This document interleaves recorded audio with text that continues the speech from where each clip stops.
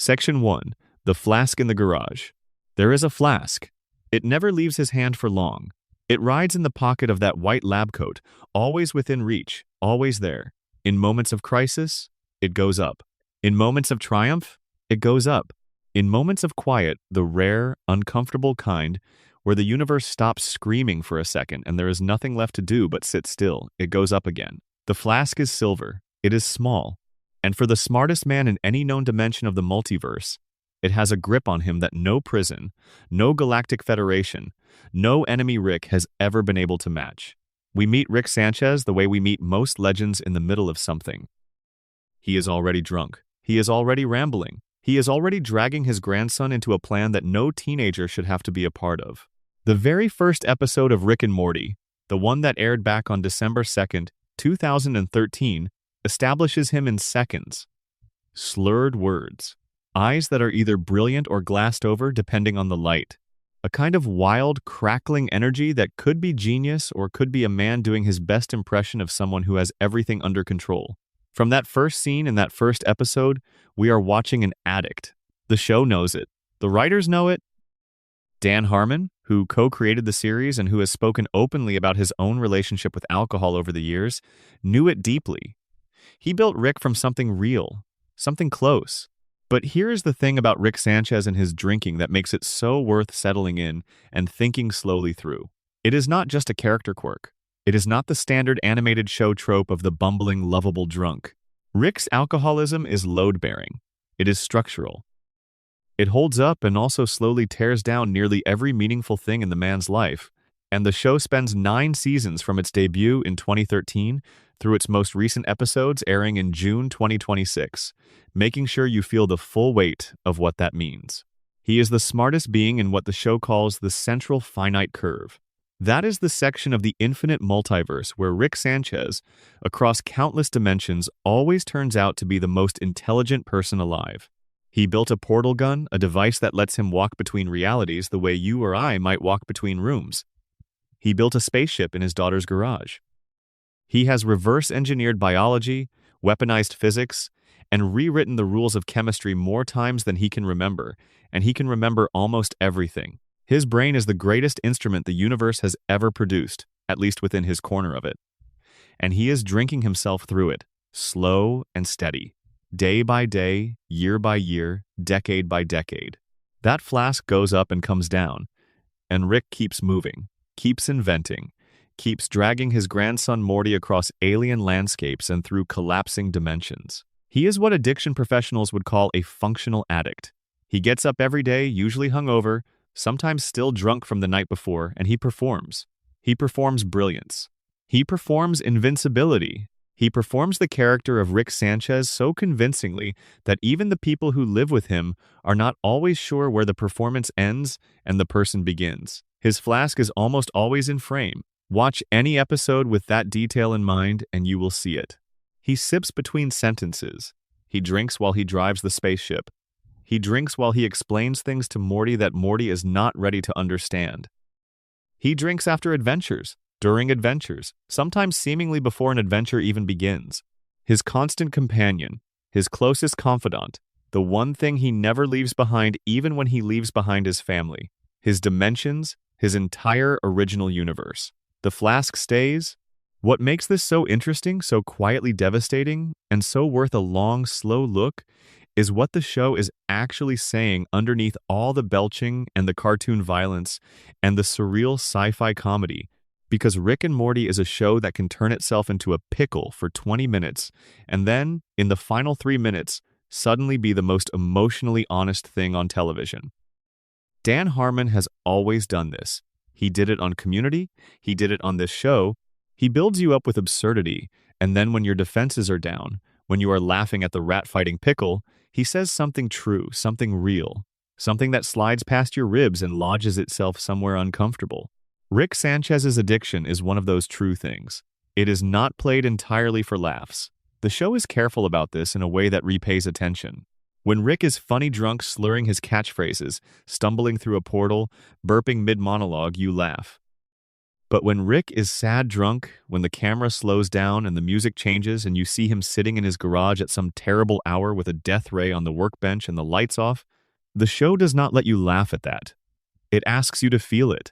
And what you feel in those moments is something close to recognition, because however surreal the circumstances are, the feeling underneath is not surreal at all. It is entirely human. It is the feeling of a person trying to outrun something that has their legs. This is not a story about a cartoon character. Or rather, it is very much about this specific, extraordinary animated man in his white lab coat, but underneath that, Rick Sanchez's addiction is a story about grief, about loss, about the particular way that extreme intelligence can actually make addiction worse rather than better by giving you an endless supply of justifications for it. It is a story about how trauma reaches across generations, how it reshapes the people closest to you without them even fully understanding what is happening. It is a story about how a person can spend decades running from one single night that changed everything. And tonight, or this morning, or whatever quiet hour you happen to be in right now, we are going to walk through all of it, slowly, carefully, the way Rick Sanchez never does. So find somewhere comfortable. Let your shoulders drop, let your breathing slow. The lights are low, and the night is long, and we have all the time in the multiverse to understand this man, this flask, and everything that flask is actually trying to say. Before we drift a little deeper into this, drop a comment with your location and the time you're watching this. I always love seeing where people are in the world when they settle in for these. And if you haven't subscribed yet, please do. It genuinely means everything and keeps this channel alive. Now, let's keep going. Section 2. The Origin of the Wound Diane, Rick Prime, and the Night Everything Ended. Every addict has a story they tell themselves about why they drink. Sometimes that story is a lie, a convenient fog over the real reason, something simple and external to point at instead of going deeper. Sometimes it is true. Sometimes the original wound really is as terrible as the person carrying it believes. For Rick Sanchez, the origin story is both simpler and more terrible than almost anything the show spends its early seasons suggesting. He had a wife. Her name was Diane. The show teases this for years before it confirms it. There are fragments, half-glimpsed. A flashback in the Season 3 premiere, an episode that aired as an April Fool's surprise in 2017, shows a young Rick with a woman and a small child in what looks like a suburban yard. A device explodes. They are gone. But in that same episode, Rick himself tells the people watching his memory that the whole thing is fabricated, a story he made up. The show spent years letting that ambiguity breathe. Was Diane real? Were any of his memories of a family actually his? Or had he constructed them as cover? Dan Harmon and his writing team understood something important. The longer they kept Diane uncertain, the heavier her eventual confirmation would feel. The confirmation comes in pieces. Season 5's premiere, titled Mort Dinner, Rick Andre, gives us Mr. Nimbus, an old enemy of Rick's who turns out to know the name Diane from first-hand experience. This man knew Rick before the adventures began. He knew Rick when Rick had a life. And the fact that he speaks Diane's name as though she is simply a fact, as though there is nothing mysterious about her existence, quietly resolves the question the show had been holding for years. She was real. Then Season 5's finale begins to show us what happened. Season 6 fills in more. The full picture, assembled from scattered scenes and careful reveals, goes something like this. Rick Sanchez, in what the show calls Dimension C-137, was a brilliant and relatively ordinary man in the sense that he had a life, a home, a family. He had a wife named Diane whom he loved. He had a daughter named Beth who was very young. He was working on portal technology, the kind that would eventually let him travel between dimensions, but he hadn't cracked it yet. He had not yet become the Rick we know. He was still becoming. Then another Rick showed up. A Rick from a different dimension, the one the show eventually comes to call Rick Prime, who had already solved the portal gun problem. Rick Prime came to Dimension C-137 and offered C-137 Rick the secret of interdimensional travel. He framed it as a gift, one genius to another. Rick turned him down. It is one of the most human moments in the entire backstory. He did not want to leave his family. He did not want to become the kind of man who would choose the infinite universe over the people in his kitchen. He said no. Rick Prime felt insulted, and insulted Ricks, as the show makes brutally clear, are among the most dangerous entities in any given reality. What Rick Prime did next is the wound at the center of everything. He came back, and when he did, he brought something terrible with him. Diane and the young Beth were killed. An explosion. Gone. Just like that, the life that Rick had chosen over the infinite cosmos, the reasons he had said no to the portal gun, the people who made staying feel like enough, were taken from him in moments. The show handles this revelation with remarkable restraint for a series that once had a man turn into a giant version of himself to fight traffic. When we finally understand what happened in that backyard, there is no score swelling dramatically. There is just the weight of it sitting in the air. This was the night Rick Sanchez died, and the character we have been watching for years was born in his place. A man who lost the thing that made him want to stay still. A man who then spent the next several decades doing the exact opposite of staying still. Running, jumping dimensions, hunting across the infinite multiverse for the Rick who took everything from him. He drank through all of it. Think about what the years between Diane's death and the beginning of the show actually looked like for Rick. He had no family in the true sense. His original Beth was gone too. He began jumping between dimensions, finding alternate versions of the life he had lost, attaching himself to families that looked like what he had once had but were not actually his. He hunted Rick Prime across an incomprehensible number of realities. He killed hundreds of other Ricks in the process, eliminating suspects, following dead ends, burning through years in a search that consumed whatever was left of him after that night in the backyard. And through all of this, he drank. The show gives us glimpses of this period through TV tropes descriptions, fan wiki reconstructions, and the occasional season-specific flashback. And what those glimpses show is a man for whom alcohol has become the only constant. Dimensions change. Families come and go. Ricks die and others appear, and Rick C-137 keeps moving.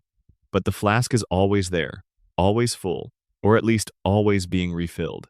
The drinking that looks, on the surface of the show, like a personality trait or a character tic, has its roots in something much older and much heavier than a bad habit. It began in grief so total that it rewired him. The show makes this explicit in the Season 6 episode Solarix, when Rick is transported back to his original dimension, the empty house in C-137, the place where Diane and Beth once were. He hears a voice calling him from another room. For a moment, disoriented and raw, it sounds like her. Then he remembers. He built an artificial intelligence version of his wife. Not because he wanted company. He built it to punish himself. He designed it to remind him of what he had lost and what he had failed to prevent. A self-flagellation machine dressed in the voice of his dead wife.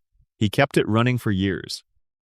When you understand this detail, when you sit with the image of the smartest man in the universe alone in a dark house, listening to an AI that has been specifically designed to make him feel terrible about himself, the drinking stops being a quirk and becomes something that makes an almost terrible kind of sense. This is what the show is doing under all the interdimensional comedy.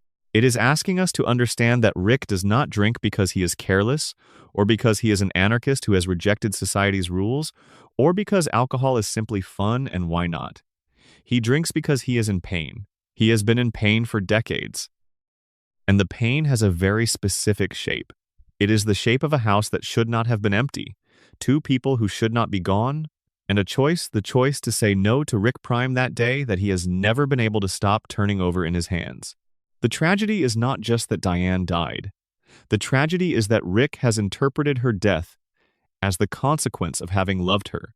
The universe, in Rick Sanchez's understanding of it, punished him for choosing stillness and family over the infinite and the abstract. It took the thing he chose over everything else. And so he learned in the specific, scarring way that trauma teaches that caring about people is the thing that gives the universe leverage over you. You care about something, the universe can use it against you. The only defense is to care about nothing. Alcohol helps with that. It blurs the edges of caring. It makes the feeling of nothing slightly more achievable on any given night. And Rick is very good at rationalizing his own behavior. We will spend a great deal of time on this, so the drinking never really gets examined. It just gets maintained.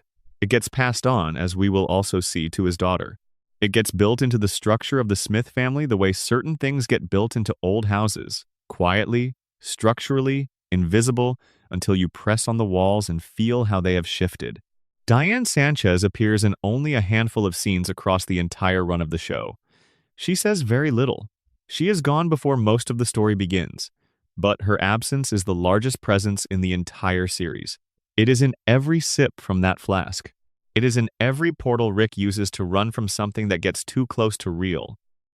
It is in the way he refuses therapy, the way he cannot sit still, the way he has built a life that never stops moving, because stopping means having to feel exactly what happened on a night many decades and many dimensions ago. The flask is silver, it is small, and it has been full, more or less continuously, since the night everything ended in Dimension C 137. Section 3. The Architecture of Avoidance. How genius enables the addiction. Here is something that does not get talked about enough in conversations about very intelligent people who struggle with addiction. Smarts do not protect you. They often make things worse. The standard romantic image of the brilliant mind and its relationship to self-destruction tends to go something like this. The artist, the scientist, the philosopher who drinks because they feel too much, because the world is too much, because their extraordinary sensitivity to the way things are cannot be quieted any other way. That is a story. It has aesthetic appeal, it fits on a poster, but the more precise and more uncomfortable truth is something slightly different. For people with exceptional intelligence, the real problem is not just that they feel more. The real problem is that they think more. They are very, very good at constructing reasons why the thing they are doing is fine.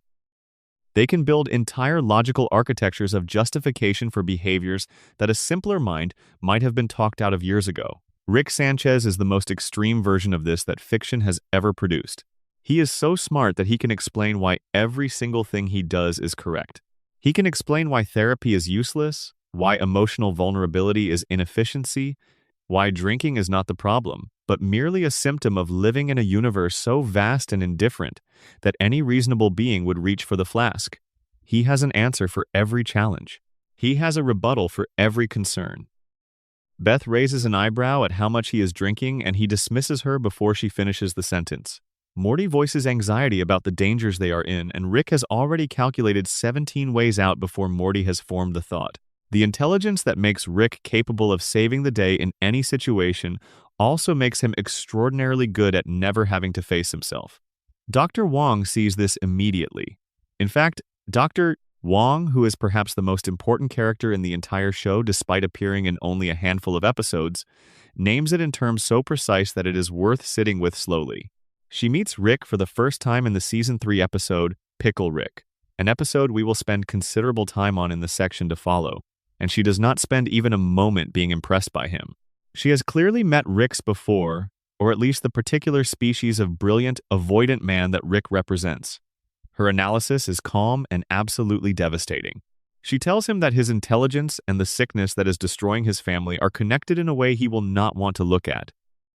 Everyone in the family, she says, uses intelligence to justify sickness. But Rick is the headwater of this.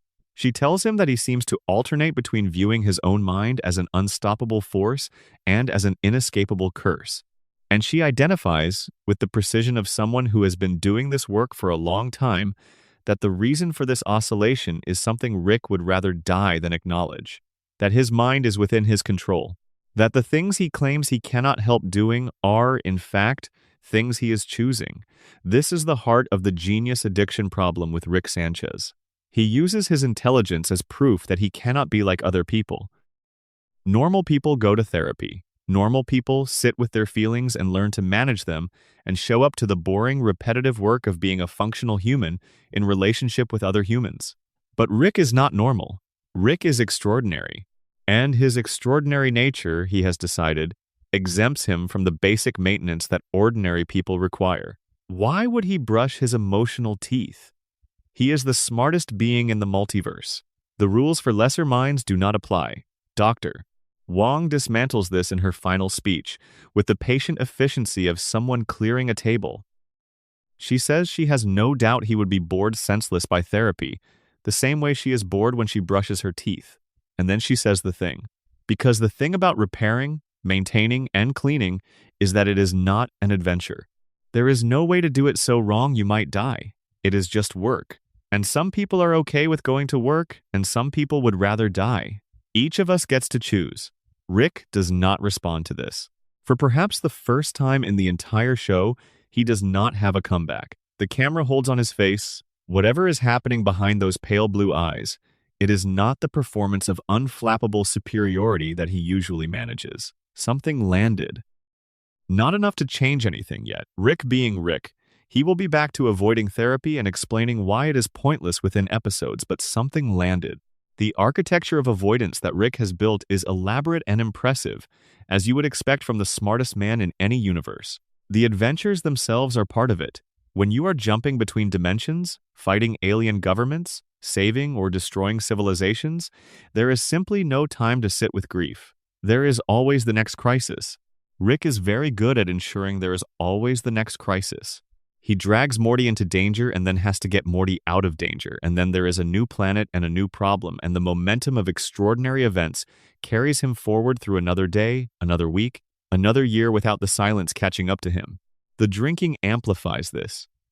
Alcohol is a depressant, which is its own irony for a man as depressed as Rick is in his quietest moments. But in the short term, in the immediate hours after you pour it down your throat, it does the thing that Rick needs most. It turns down the signal. The part of his brain that is always running, always computing, always circling back to Diane and that night in C-137, and the decades of a revenge quest that consumed the best of him, alcohol softens that transmission, makes it bearable, makes it possible to sit in the garage without the grief metastasizing into something he cannot contain. The problem, of course, is that this only works in the short term. Alcohol's relationship with depression is not a solution but a delay with interest. The feelings that get suppressed in the evening come back sharper in the morning. The silence that gets filled with vodka becomes a silence that can only be filled with more vodka as tolerance builds, and the original dose stops being sufficient. Rick is smart enough to understand all of this in the abstract. He can explain the neurochemistry of alcoholism in detail, could probably cure it in someone else with a device he builds before breakfast. But that understanding does not translate to action, because action would require acknowledging that he is the one with the problem. And that is the final, most insidious piece of the architecture. The most effective avoidance is the kind that does not look like avoidance. Rick's genius allows him to reframe every symptom of his addiction as evidence of something else. He drinks because the universe is absurd. He drinks because he can. He drinks because lesser beings around him need their comfortable illusions. But Rick sees clearly, sees reality for what it is, and reality requires a drink. The drinking is not weakness, it is perspective. It is the appropriate response to having genuinely understood what most people go their entire lives happily not understanding.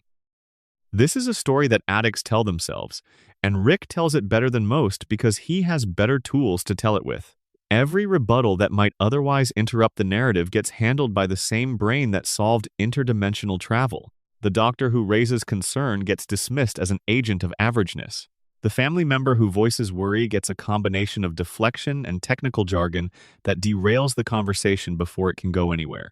The granddaughter who might notice something is wrong gets taken on an adventure that makes the something wrong feeling impossible to locate under 60 layers of wonder and adrenaline.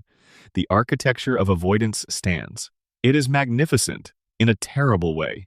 And at the center of it, in the pocket of a white lab coat, a silver flask keeps being refilled. Section 4. Pickle Rick. The episode that is actually about alcoholism. It is a pickle. He turns himself into a pickle. He is Rick Sanchez, the most advanced scientific mind in the multiverse, the man who built a portal gun that lets him walk between dimensions. And what he chooses to do with this extraordinary intellect is transform every cell in his body into the vegetable state of a cucumber that has been cured in brine. He screams it. He announces it with the kind of manic joy that people use when they are trying very hard not to look like they are trying very hard. He is a pickle. He is Pickle Rick. And the whole episode, as Dan Harmon himself confirmed in a now famous interview with GQ, is about alcoholism. This is one of the most remarkable acts of layered storytelling in the history of American animation. The episode Pickle Rick, which aired on the 6th of August 2017, became a cultural phenomenon almost overnight. The phrase Pickle Rick entered the language with a speed and thoroughness that the show's creators found both gratifying and slightly horrifying. But underneath the absurdist comedy, the rat fighting, the cockroach leg locomotion, the Danny Trejo cameo, the entire gorgeous spiral of a brilliant mind applying itself to the problem of being a helpless vegetable in a sewer, there is a metaphor that is about as subtle as a billboard once you know to look for it. Pickled. To be pickled is to be drunk. The phrase appears in English slang going back centuries. To pickle something is to preserve it in brine or another solution, and to be pickled is to be preserved in alcohol, saturated, swimming in it. When Rick turns himself into a pickle, he is, in the metaphorical language the episode is built on, choosing to drink rather than face the thing he is supposed to face. The pickle is the binge. The sewer is the gutter. The rat body he constructs for himself to move around in is the elaborate, self-destructive, spectacular performance of capability that addicts often engage in to prove they are fine, that they have this under control, that they are not asking for help. Dan Harmon spelled it out clearly in the GQ interview. He said the episode is so much about alcoholism, and yet it is the only episode of Rick and Morty where the word alcohol or references to booze are completely gone. He noticed this late in the scriptwriting process and made a deliberate choice. He pulled the one remaining direct reference to drinking so that the metaphor could play out undisturbed, pure, without the safety net of being explicit about what it was. He wanted the metaphor to be the thing, not a commentary on the metaphor. And it worked, almost too well. For years, casual viewers watched Pickle Rick and saw a hilarious adventure. Attentive viewers, or viewers who had the right personal frame of reference, felt something different, something familiar. The setup of the episode is itself a perfect encapsulation of avoidance behavior. The Smith family has a therapy appointment. It has been mandated by the school.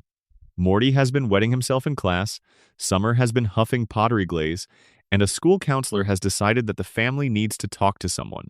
There is a family session with a therapist named Dr. Wong. Everyone is going. Rick is invited. Rick is not going. He has, instead, devised a plan. He has injected himself with a serum that turned him into a pickle, and he has rigged a syringe of antidote above his pickle body on a timer calibrated to administer the transformation back at exactly the moment the family would have left for therapy. If he cannot get to the syringe before Beth leaves, he will remain a pickle. A helpless, limbless, incompetent pickle who cannot attend therapy. What a coincidence! The family, particularly Morty, immediately sees through this. The timing is too precise. The whole setup is too elaborately designed around the specific window of the therapy appointment for it to be, as Rick insists, completely unrelated to the discussion. But this is how Rick operates. The lie is constructed with more effort than honesty would have required. He has spent considerably more energy and technical skill designing the escape from therapy than therapy itself could possibly demand of him. This is the addict's paradox. The amount of work that goes into maintaining the addiction always exceeds the work that recovery would require. Rick built a biology machine. He could have simply gone to therapy. Beth takes the syringe when she leaves. Rick gets knocked into a sewer by a cat, and then the episode becomes an action film. The action sequences in Pickle Rick are genuinely spectacular. Rick, as a pickle, uses his tongue to control a cockroach's exposed brain ganglia and drag himself toward a drain. He arms himself with rat bones and improvised tools.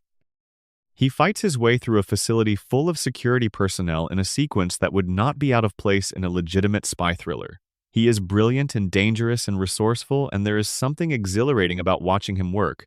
And that exhilaration is the point. That is the episode doing exactly what it is supposed to do. It is glamorizing the avoidance. It is showing you how exciting and dynamic and impressive the performance of capability looks from the outside, how it can seem like the most interesting thing in the world, while simultaneously being a detailed portrait of a man who would rather fight an entire building full of armed men than sit in a room and talk about his feelings for 50 minutes. When Rick finally does reach Dr. Wong's office, covered in rat blood and barely functioning, the shift in tone is abrupt. The action film becomes something else. Dr. Wong is not impressed by what Rick accomplished. She sees it clearly. She names it clearly. He is the master of his universe, she tells him, and he is dripping with rat blood and feces. His enormous mind is literally vegetating by his own hand. She has just described, in exquisite terms, what alcoholism looks like for the person inside it. All that capability, all that intelligence, all that potential pointed downward, pointed at the sewer, pointed at the rats, pointed at anything except the actual work. The episode ends with something quietly remarkable. In the car, after the session, Rick turns to Beth and says he is sorry he lied to get out of the thing. And he adds, he should not lie to her. It is a small apology. It is imperfect. He frames it in a way that immediately minimizes it, but he says it. And Beth, who is also cracking open a little in the session, who is also being held to account for her own patterns, receives it in a way that is neither dismissive nor celebratory. Just two people who have been hurting each other for a long time, sitting in a car, being honest for about 30 seconds. The Season 3 episode Pickle Rick won an Emmy Award for Outstanding Animated Program. It is widely considered one of the greatest episodes of television animation ever made. It is famous for the action, the invention, the voice acting, the general controlled chaos of its construction. But the people who have been in the room that Dr. Wong describes the people who have watched someone they love spend enormous effort on everything except the one conversation that might actually help those people do not watch Pickle Rick as an action comedy. They watch it as something else entirely. They watch it and they recognize the pickle. Section 5. Autoerotic Assimilation. The Night Rick Fell Apart. Season 2 of Rick and Morty premiered in 2015, and in its third episode, an episode called Autoerotic Assimilation, it did something that genuinely shocked viewers who had come to the show for the clever sci-fi comedy and hadn't yet taken its measure as a piece of character writing. It showed Rick Sanchez at his lowest, not defeated by an enemy, not outsmarted by a smarter adversary, defeated by himself, by the particular kind of loneliness that lives inside him, and that all of the drinking and all of the adventuring and all of the genius cannot permanently quiet. The episode begins with a standard Rick and Morty premise. They intercept a distress call from a spaceship, board it hoping to find something interesting or worth looting, and discover instead that the entire crew has been assimilated by a hive mind, an entity called Unity that has absorbed every individual consciousness on the ship and merged them into a collective awareness. Unity, it quickly becomes apparent, knows Rick, knows him well, knows him in the particular way that ex-romantic partners know each other, with all the history and the unresolved feelings and the sense of something that was once significant now living at an awkward arm's length. They used to date. Or something resembling dating, given that Unity is a hive mind that controls populations.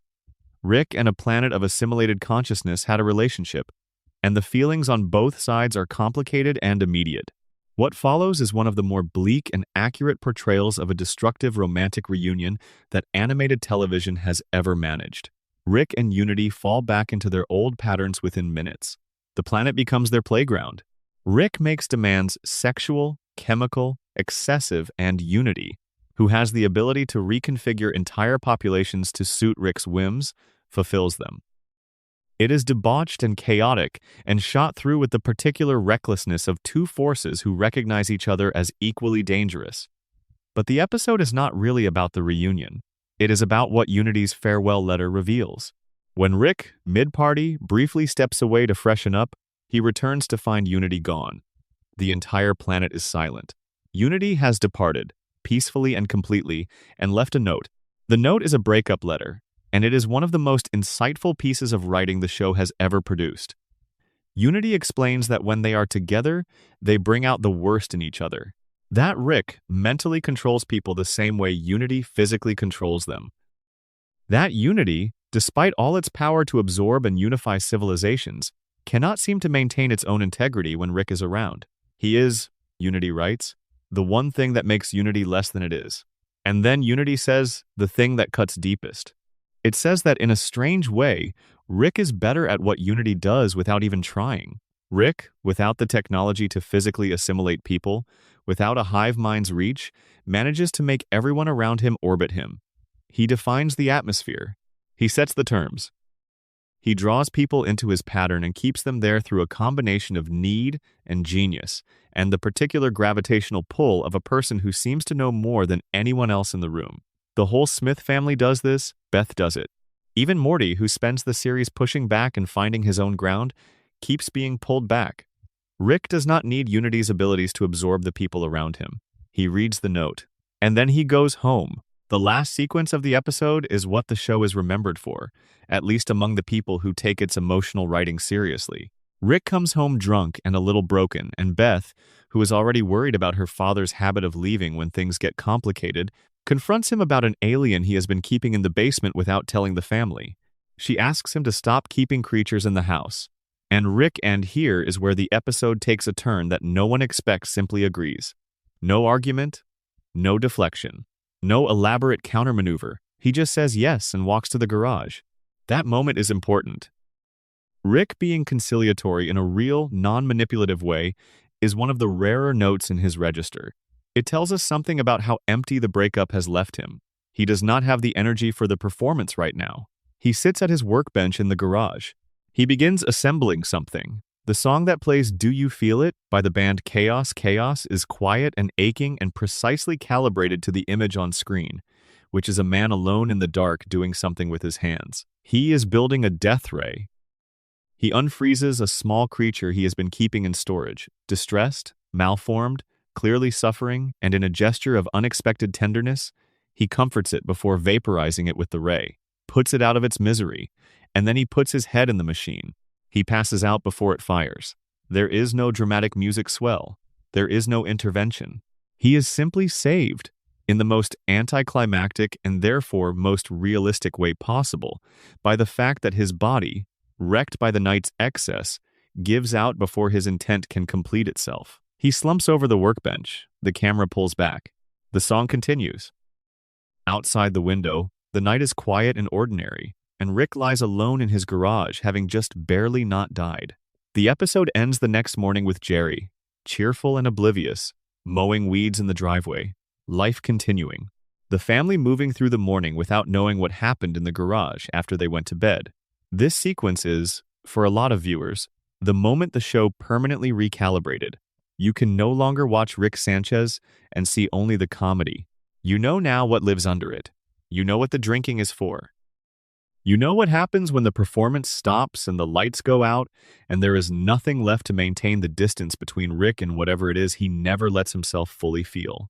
The connection between this moment and the drinking is not incidental.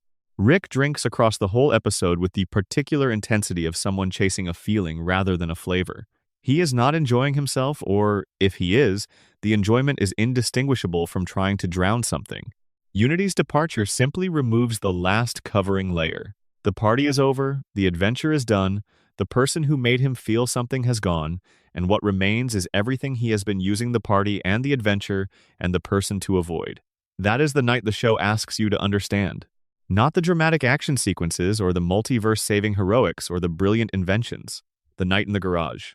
The song. The man alone with a machine he built that points back at himself. The drinking does not cause this, but it enables it. It creates the conditions in which a person can reach this kind of low, repeatedly, without ever being forced to reckon with it, because the next day there is a new adventure and a new flask refill, and the whole thing starts again. The cycle is the addiction. The addiction is the cycle. And Rick Sanchez, smartest being in several thousand dimensions, has been running it for decades. Section 6. I am in great pain. Please help me. There is a moment in the first season of the show, the 11th episode, titled Ricksy Business, where Rick's old friend Bird Person tells Morty something that changes the way you hear every single thing Rick has said up to that point. Morty has noticed that Rick uses a particular catchphrase. He says it when he is happy, when he wins, when something clicks into place. He says it with the kind of gusto that sitcom characters use on their best days, the verbal equivalent of spinning around in the parking lot with your arms out. The phrase sounds like nonsense. It sounds like the kind of invented gibberish a cartoon character might use as a trademark, and that is exactly what it is designed to sound like. Dan Harmon and Justin Roiland created it explicitly to mock the very concept of TV catchphrases. They wanted something so nakedly, aggressively without meaning, that it would serve as a running joke about the absurdity of catchphrases themselves. Then Bird Person tells Morty that, in his language, in the tongue of the bird people, it means, I am in great pain. Please help me. Morty's response, delivered with the particular tired acceptance of someone who has learned to cope with enormous revelations about the person he loves, is perfect. He says, "Oh, I got news for you." He is saying it ironically, and the episode moves on. No dramatic pause, no lingering shot, no score change. It drops this information like a rock into still water and then walks away. But the ripple goes everywhere. Go back and watch the episodes in which Rick uses that phrase. Watch his face when he says it. Watch what is happening in the moment, what he is reacting to, what he has just done or seen or felt. In most of those moments, it is not straightforwardly celebratory. It is manic. It is the energy of someone who is working very hard to feel the feeling they are performing. It is the verbal equivalent of drinking toast at a party while the thing you are actually thinking about sits in the back of the room and watches. I am in great pain. Please help me. Those 5 words are the most honest thing Rick Sanchez has ever said, and he says them constantly, to everyone, loudly, in a form that ensures nobody takes them seriously. That is the architecture of the whole performance. The more important something is to Rick, the more he buries it in noise. The more he needs something, the louder and more theatrical the denial of that need becomes. He is a master of hiding things in plain sight. The catchphrase is the most extreme version of this, but it runs through everything. The drinking does the same thing. Every time Rick lifts the flask, on one level he is simply drinking. But on another level, each sip is a kind of communication that he cannot make directly. It says, "I am not okay." It says, "I have been not okay for a very long time." It says, "The things I have lost are not things that healed, and I do not have the vocabulary or the willingness to explain this to you in words. So here is what it looks like instead. Here is the sip. Here is the glassy-eyed drive back from another dimension at 2 in the morning. Here is the thing he makes and drinks rather than the thing he might actually need." Bird Person, more than any other character in the show, understands this about Rick. Their friendship spans decades. They fought together against the Galactic Federation. They stood back to back in battles that would have scattered lesser people. They shared a history that the show has only ever let us see fragments of. And what Bird Person carries from all of that time with Rick is not awe at the genius or fear of the power or even simple love in the soft domestic sense. What Bird Person carries is a clear-eyed, patient recognition of what Rick is. He knows the catchphrase is a cry. He has probably always known. He translates it for Morty not to embarrass Rick, but because someone should know what is being said underneath the noise. The relationship between Rick and Bird Person is one of the most important in the show, precisely because it is built on this kind of seeing. Bird Person does not need Rick to be performing. He has been around long enough to know what the performance is covering. He shows up at Rick's low moments with the quiet, steady presence of someone who has already decided that the performance does not determine whether he stays. He stays because of what is underneath it. And Rick, who has arranged his entire life to ensure that no one can see underneath the performance, allows Bird Person to see it anyway. This is significant in the context of the drinking because it suggests that Rick does know, on some level, what the drinking is. He is not fooling himself completely. He is too intelligent to fully believe his own rationalizations. Somewhere under the genius speak and the philosophical nihilism and the elaborate constructions of justification, there is a Rick who understands exactly what is happening. He built an AI version of his dead wife specifically to torment himself. That is not the behavior of someone who has successfully buried the grief. That is the behavior of someone who has buried it shallowly, in a place they keep returning to. The catchphrase matters because it is a crack in the wall.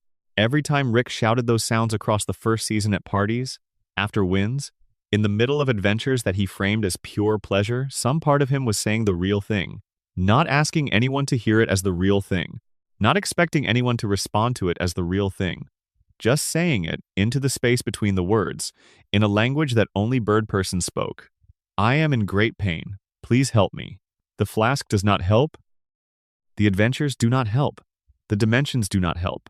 The catching up is always ongoing, because the thing he is running from is not in any of the dimensions he has visited.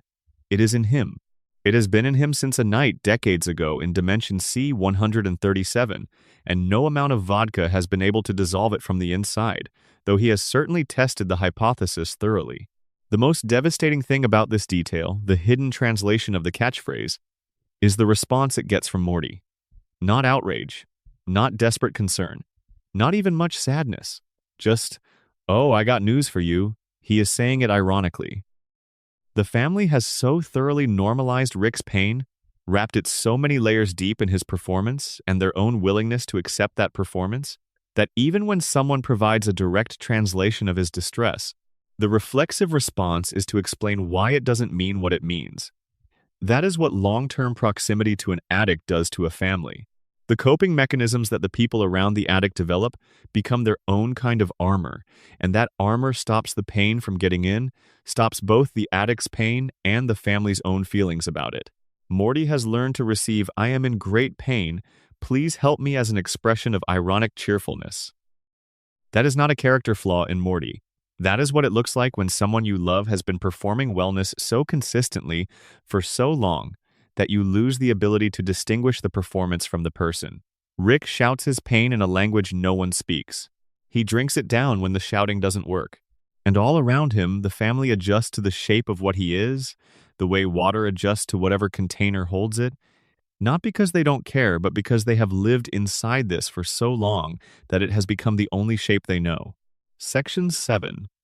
The generational poison, how Rick's drinking reshapes his family. Addiction does not stay in one person. This is one of the most extensively documented patterns in the study of substance use disorders. A parent who drinks reshapes the family system around the drinking. The rhythms of the household adjust. The roles that family members take on shift to accommodate the presence of the addiction. Children grow up learning to read a drunk adult's moods the way other children might learn to read a weather forecast, not as abstract knowledge but as a survival skill. Something you do automatically before you have words for why you are doing it. The addiction is not contained. It spreads, quietly, through the emotional architecture of the family, until it is not just the drinker who is changed, but everyone who lives inside the radius of the drinking. The Smith family is a vivid illustration of this. Beth Sanchez Smith is the most direct carrier of what Rick's drinking has deposited in the family over the years. She is Rick's daughter, and the show is careful and consistent about what this has made her. She is a horse surgeon not because horses were her passion, but because she got pregnant in high school at an age when her life had not yet sorted itself out into anything, and the academic path that might have led her to a medical degree serving humans narrowed into the path she could actually walk while raising a child and maintaining a household. Her early life was defined by Rick's absence. He was not there.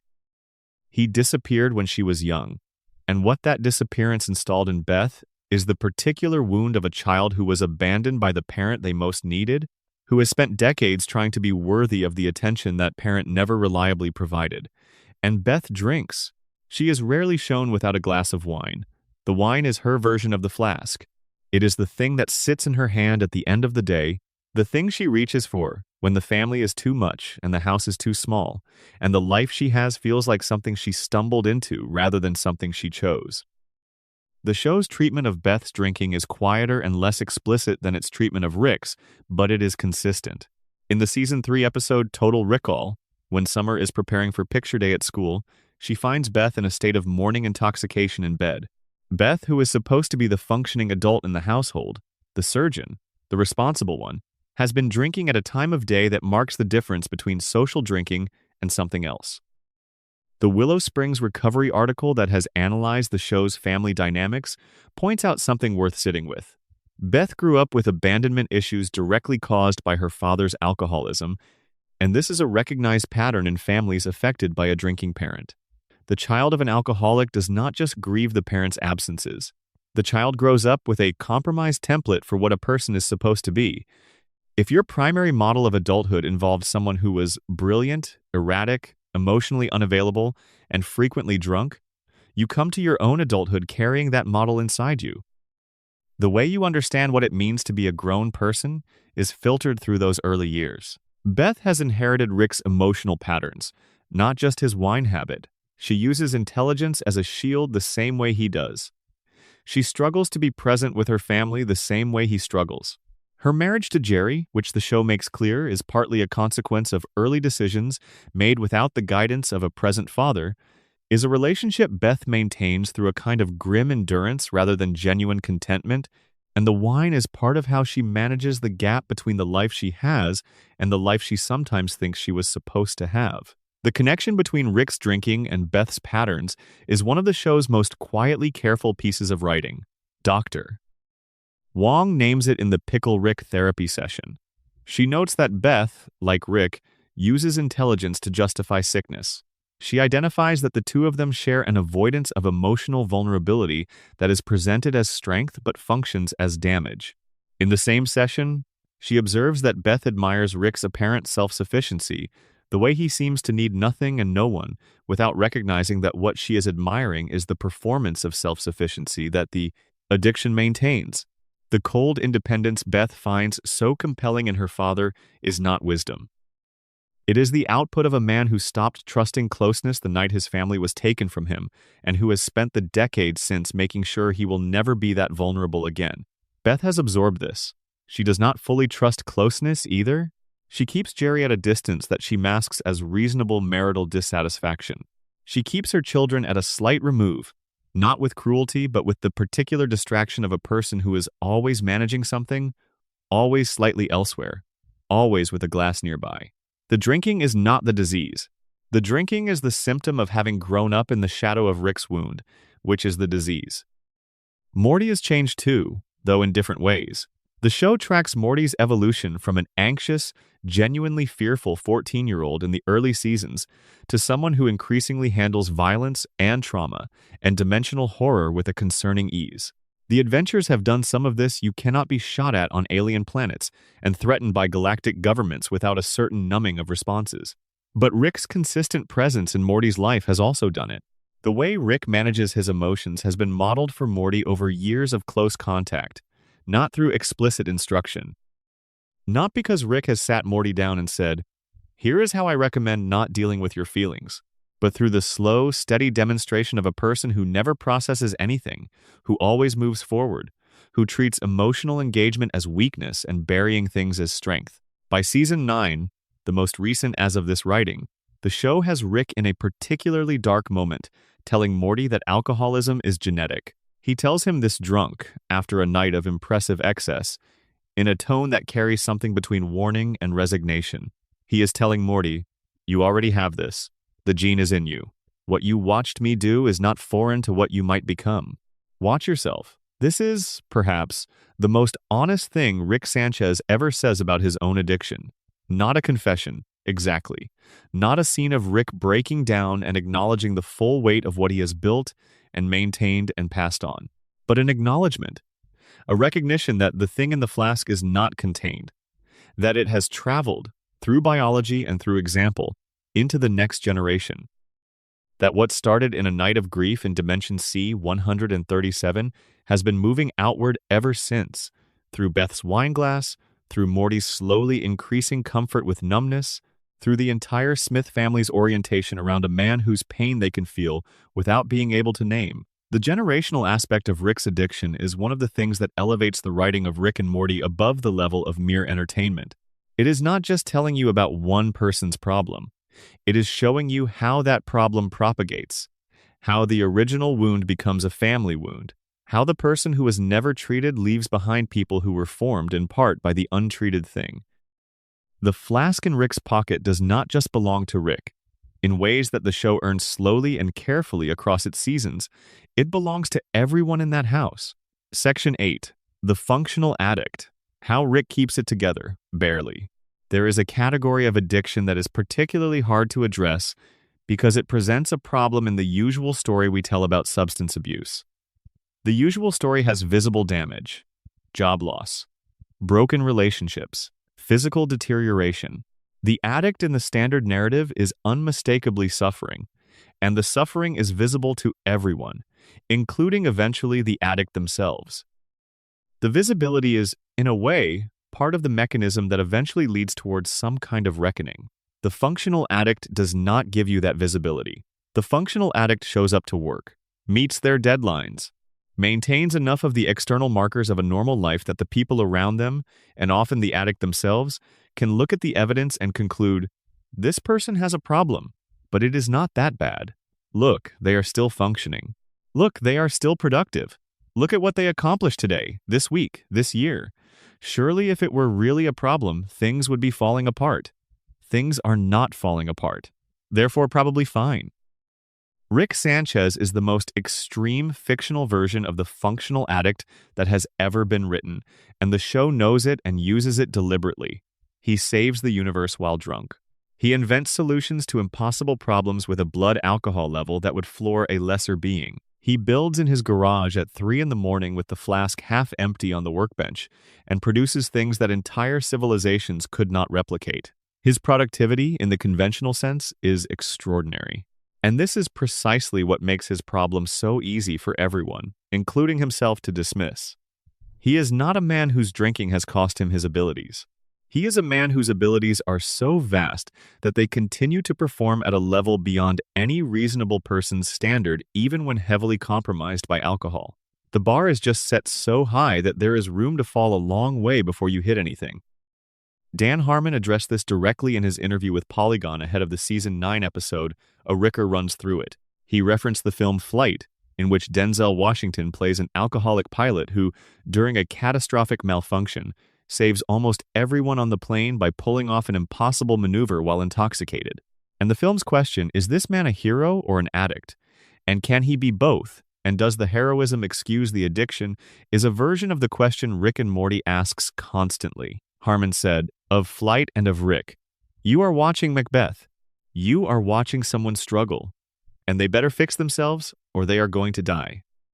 Harmon has also been clear that the show does not play Rick's alcoholism as a superpower. This is an important creative choice. In lesser hands, the drunk genius who saves the day is a character archetype that becomes inadvertently aspirational. It romanticizes the thing. It suggests that the drinking is part of the genius, inseparable from it, the price of admission to that level of brilliance. The show actively resists this. It shows you the wetting of pants. It shows you the slumping over the workbench.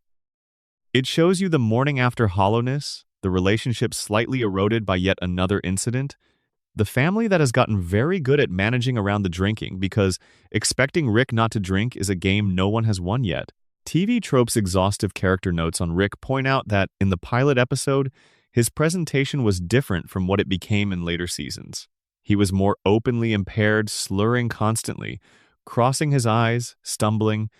As the character developed, he became what the entry calls a functional addict, rather than someone who is visibly drunk. The drinking is still present. The damage is still accumulating. But the surface presentation has been smoothed out. Rick does not stagger through most episodes. He drinks constantly and manages to maintain coherence, which is a more accurate picture of how addiction operates over the long term. The body acclimates. The tolerance rises. What would have incapacitated someone new to it becomes the new baseline, and the addict functions within that baseline with a practiced fluency that makes the whole thing easier to miss. What the show is careful to track, though, is the cost. Not the cost to his abilities, those remain extraordinary, but the cost to everything else. The relationships that have been eroded over decades of unavailability. The daughter who grew up without him and has never fully gotten over the growing up without him. The grandson who is slowly being shaped by his proximity to Rick's patterns into something that worries anyone paying attention. The original life, the house, the wife, the Beth who was really his Beth that is simply gone, and whose absence is being managed with vodka in a flask that never runs out because Rick is smart enough to ensure it never runs out. This is the thing about functional addiction. It does not announce itself with visible wreckage. It announces itself with the slow, quiet accumulation of things that are subtly not quite right. Relationships that stay at a certain depth and never go deeper. Moments of connection that always get interrupted before they can settle into something real.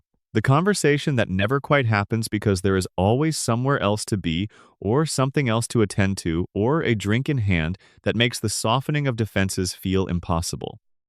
The functional addict's life is often externally impressive and internally hollow, and the hollowness is maintained is, in fact, the point because the alternative is filling it with something that requires being still. Rick is the most capable person in any room he enters. He is also, underneath the performance of capability, one of the loneliest. The two things are not coincidental. The performance is the loneliness. The intelligence is the wall. And the flask is the thing he reaches for when the wall starts to feel like it might not be enough to hold back everything that is trying to get through. Section 9. The moments of clarity when Rick almost gets it. There is a rhythm to the seasons of Rick and Morty that tracks, loosely but meaningfully, with the rhythms of a person who is slowly, imperfectly, non-linearly moving towards something like awareness. This is important to establish. Rick does not have an arc in the conventional television sense. He does not hit rock bottom in Season 4 and emerge transformed in Season 5. He does not attend a 12-step meeting and speak his truth and cry and hug Morty and wake up changed on a Tuesday. The show is too honest for that, and Dan Harmon is too experienced with the actual texture of how people change, or more often fail to change, or change partially, then slide back, then change again a little to give us a redemption arc that wraps cleanly. What the show gives us instead is something more realistic. It gives us moments of clarity that appear and are seized or not seized, that alter Rick slightly or not at all, that sometimes have effects that only become visible several seasons later. The trajectory is real, but it is not straight. It bends back on itself. Rick in Season 9 is not the same man as Rick in Season 1, but the differences are subtle enough that you could watch an episode out of context and mistake one for the other, and the Season 9 episode, A. Ricker Runs Through It, specifically demonstrates that even after all the growth, all the losses processed and the relationships slowly built, the man still wets his pants drunk and has an entire planet enslaved to maintain his vodka supply. The moments of clarity are worth cataloging slowly because they are the real story of the addiction. Season 2's autoerotic assimilation is one of them. Not the garage scene that is the low, not the clarity, but the morning after. Rick surviving. Rick sitting at his workbench in the early morning with the evidence of the night before surrounding him. What happens next is not shown. The episode ends before the morning is addressed. But the survival itself is a kind of moment. The universe did not let him go that night. His own body intervened before the intent could complete. There is something in that some cellular insistence on continuation that the show allows to simply exist without commentary. Season 3's Pickle Rick is a moment of clarity, or at least a moment that creates the conditions for one. The session with Dr. Wong lands. Rick knows it lands. You can see in his face that something she has said has reached something real in him. He apologizes to Beth in the car, however imperfectly. He does not transform. He does not suddenly schedule weekly therapy. But something moved. Season 4 brings an episode called Analyze Piss, and it is one of the more interesting moments in the show's exploration of Rick's interior. A pathetic villain called Pissmaster has been using Rick's ongoing enmity as a platform for relevance, and Rick, tired of the pattern of minor antagonists who think fighting him gives them cultural currency, decides to stop engaging. He follows Dr. Wong's implicit advice and ignores these provocations rather than feeding them. This is growth. It is small and it is practical and it does not involve any direct conversation about the drinking or the grief, but it is Rick choosing the less destructive response for reasons that are adjacent to self-awareness. The moment that hits hardest in that episode, though, is when Rick assumes Pissmaster's identity and does good deeds in his name, and then finds Pissmaster's body and suicide note and understands, with a flash of genuine empathy, that the distance between him and the dead, pathetic man in front of him is not as vast as he has always assumed. Both of them ended up alone. Both of them were ultimately undone by their own patterns. Rick can save himself with a portal gun. Pissmaster could not save himself at all. But the underlying shape of the two lives has uncomfortably similar contours. Season 6's episode, in which Rick goes back to Dimension C-137 and encounters the AI Diane he built to haunt himself, is a moment of clarity of a different kind. He hears the voice. He remembers what it is. And he makes a choice, he decides, standing in the ruins of his original life, that it is time to move on. Not that he has moved on. Not that the grief is done. But that continuing to maintain an AI specifically designed to make him feel guilty about the grief is not serving him or anyone. He dismantles something. He removes one of the self-flagellation mechanisms he has been operating for decades. It is not dramatic. It is just a choice, made in a quiet moment in an empty house. The therapy evolution deserves specific attention because it is one of the most carefully written threads in the entire show. Rick's relationship with Dr. Wong begins with complete contempt. She is an agent of averageness. She is professionally worthless. Her entire field is a rented office in a strip mall where feelings get labeled. By Season 7, something has shifted. An episode called Air Force Wong finds Rick in the middle of a session with Dr. Wong when the president calls for help, and Rick's response to the president's assumption that mental health work is something to be apologized for is, do not stigmatize mental health. And when the president points out that therapy seems to be working, Rick does not argue with this. He used to argue with everything Dr. Wong said. He would have built an elaborate device to avoid hearing it, the same way he built the pickle transformation to avoid the original appointment. By season 7, he is sitting in the sessions without visible resistance. He is not healed, he is not at peace, but he is sitting in the room without engineering a reason not to be. That is a genuine, measurable change. It is the kind of change that does not look like much from the outside, but feels significant to anyone who has experienced the difference between someone who will not be in the room and someone who is in the room, even imperfectly. What all of these moments have in common is that they are not complete. None of them close anything. None of them resolve the underlying grief or undo the decades of distance Rick has maintained from himself. But together they form a pattern, and the pattern is not one of a man who will never change. It is the pattern of a man who is changing in the way real people change slowly, incompletely, with regular backsliding, in ways that are sometimes only legible in retrospect. The flask is still there, but sometimes it is slightly less full. Section 10. Season 9 and the Genetic Inheritance, a Ricker runs through it. On the 14th of June, 2026, Rick and Morty aired the 4th episode of its 9th season, an episode called A Ricker Runs Through It. It is, on the surface, a typically chaotic half-hour involving Rick forgetting his lab password while drunk, a robot named Reese, voiced by Owen Wilson, who turns out to be a convoluted two-factor authentication system, a planet of enslaved hog aliens running a vodka distillery, and the Smith family's smart house trying to kill them. It is funny. It is inventive in the specific ways that later season Rick and Morty tends to be inventive leaner, less sprawling than the early seasons, but carrying a depth in its character moments that the show has earned over 9 years. But the opening sequence of A Ricker Runs Through It is something that requires sitting with, because it is the show looking its subject in the face more directly than it has in years. The episode opens with Rick coming home drunk. Not cartoon drunk, not stumbling with an oversized bottle for comedic effect drunk. The sequence is, as multiple reviewers noted after the episode aired, uncomfortably long and uncomfortably specific. He urinates on himself. He barely makes it through the door. He falls against walls. He continues to drink prodigious amounts past the point where the performance of functionality has broken down. And then, eventually, he sleeps. This is what Dan Harmon was describing when he told Polygon that Rick's alcoholism does not look like a superpower. A man wetting himself and falling down in his own home is not aspirational. It is not romantic. It is not the brilliant, eccentric scientist who has such an interesting relationship with alcohol. It is just a drunk person coming home. The show places this at the very beginning of the episode, before the comedy, before the plot mechanics, and lets it run without softening it or cutting away too quickly. It demands that you see it. What Rick has done, it is revealed later in the episode, is something that is the perfect encapsulation of his particular brand of addiction. Rather than addressing his drinking, rather than cutting back, seeking help, trying therapy more seriously, doing any of the obvious things that the available evidence suggests might help, he has instead applied his extraordinary intelligence to the project of maintaining the addiction more efficiently. He has engineered a solution to the supply chain problem. His flask contains a portal to an entire planet that he has placed under his control, populated with hog creatures who exist under his dominion, to operate a vodka distillery. His flask is effectively bottomless. It connects to an infinite source. Think about this for a moment. The smartest being in the multiverse has used his powers to ensure he can never run out of alcohol. He has not tried to stop.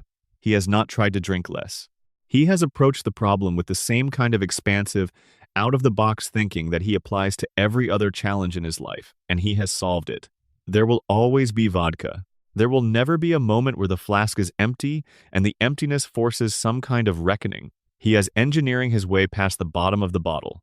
This is, depending on your perspective, either hilarious or heartbreaking, and A Ricker Runs Through It earns the right to be both simultaneously. The show does not tell you which to feel. It gives you the image, a portal to a planet of enslaved distillers, opened every time Rick takes a drink, and lets you hold both the comedy of the idea and the darkness of what it represents at the same time. The ending of the episode is what lifts it into the category of memorable. The chaos of the plot is resolved. The smart house is stopped. Reese is revealed and dealt with. Things settle. And in the final scene, Rick sits with Morty in a quiet moment, and he says something that is delivered with a kind of drunk, almost accidental honesty, as if the vodka has gotten to the part of him that normally keeps this locked away. He tells Morty that alcoholism is a genetic disease. He tells him that Morty already has it. The gene is there, in his grandson's body, a thing passed down through the bloodline the way certain gifts and certain curses tend to travel. Watch yourself, is the implication. You carry this too. This moment is devastating for a handful of reasons. First, because it confirms that Rick knows. He knows what he has. He knows it is a disease. He is not operating under any genuine illusion that the drinking is simply a lifestyle choice or an eccentric habit or the appropriate response to living in a multiverse. He knows. He has known. The knowing has not changed anything about the behavior, which is one of the most accurate and most painful things the show has ever said about addiction, that insight and change are not the same thing, that a person can understand their problem in complete clinical detail and still not be able to stop. Second, because telling Morty is, in its own strange way, an act of love, not the kind of love that is immediately comfortable or appreciated. Morty probably does not want to hear it. The delivery is drunk and blunt in the way Rick's most important communications tend to be. But the act of saying it, of warning the person he loves that they carry something dangerous, of acknowledging to his grandson that the thing he has watched Rick do for years is not just Rick's quirk but a potential inheritance that is Rick trying to protect Morty from what happened to him, trying, in his fumbling and imperfect way, to break a chain that he cannot break in himself. Third, because the episode is set in Season 9, Rick has been through therapy. He has processed the loss of Diane, however incompletely. He has come to a different relationship with Morty than the one that characterized the early seasons, one with more genuine respect and less outright use. He has done work. He has grown, and he is still coming home and wetting himself. He still has an enslaved planet in his flask. The growth has not fixed this particular thing. That is the honest truth about addiction. It does not respond neatly to improvement in other areas. It is its own track, and it requires its own specific attention, and all the therapy and processed grief in the world does not automatically address the thing in the flask. Dan Harmon, speaking to Polygon about this episode and its portrayal of addiction, said something that captures the show's philosophy well. He said that the balance is struck by mythologizing something that is important about substance abuse, which is that it takes all forms.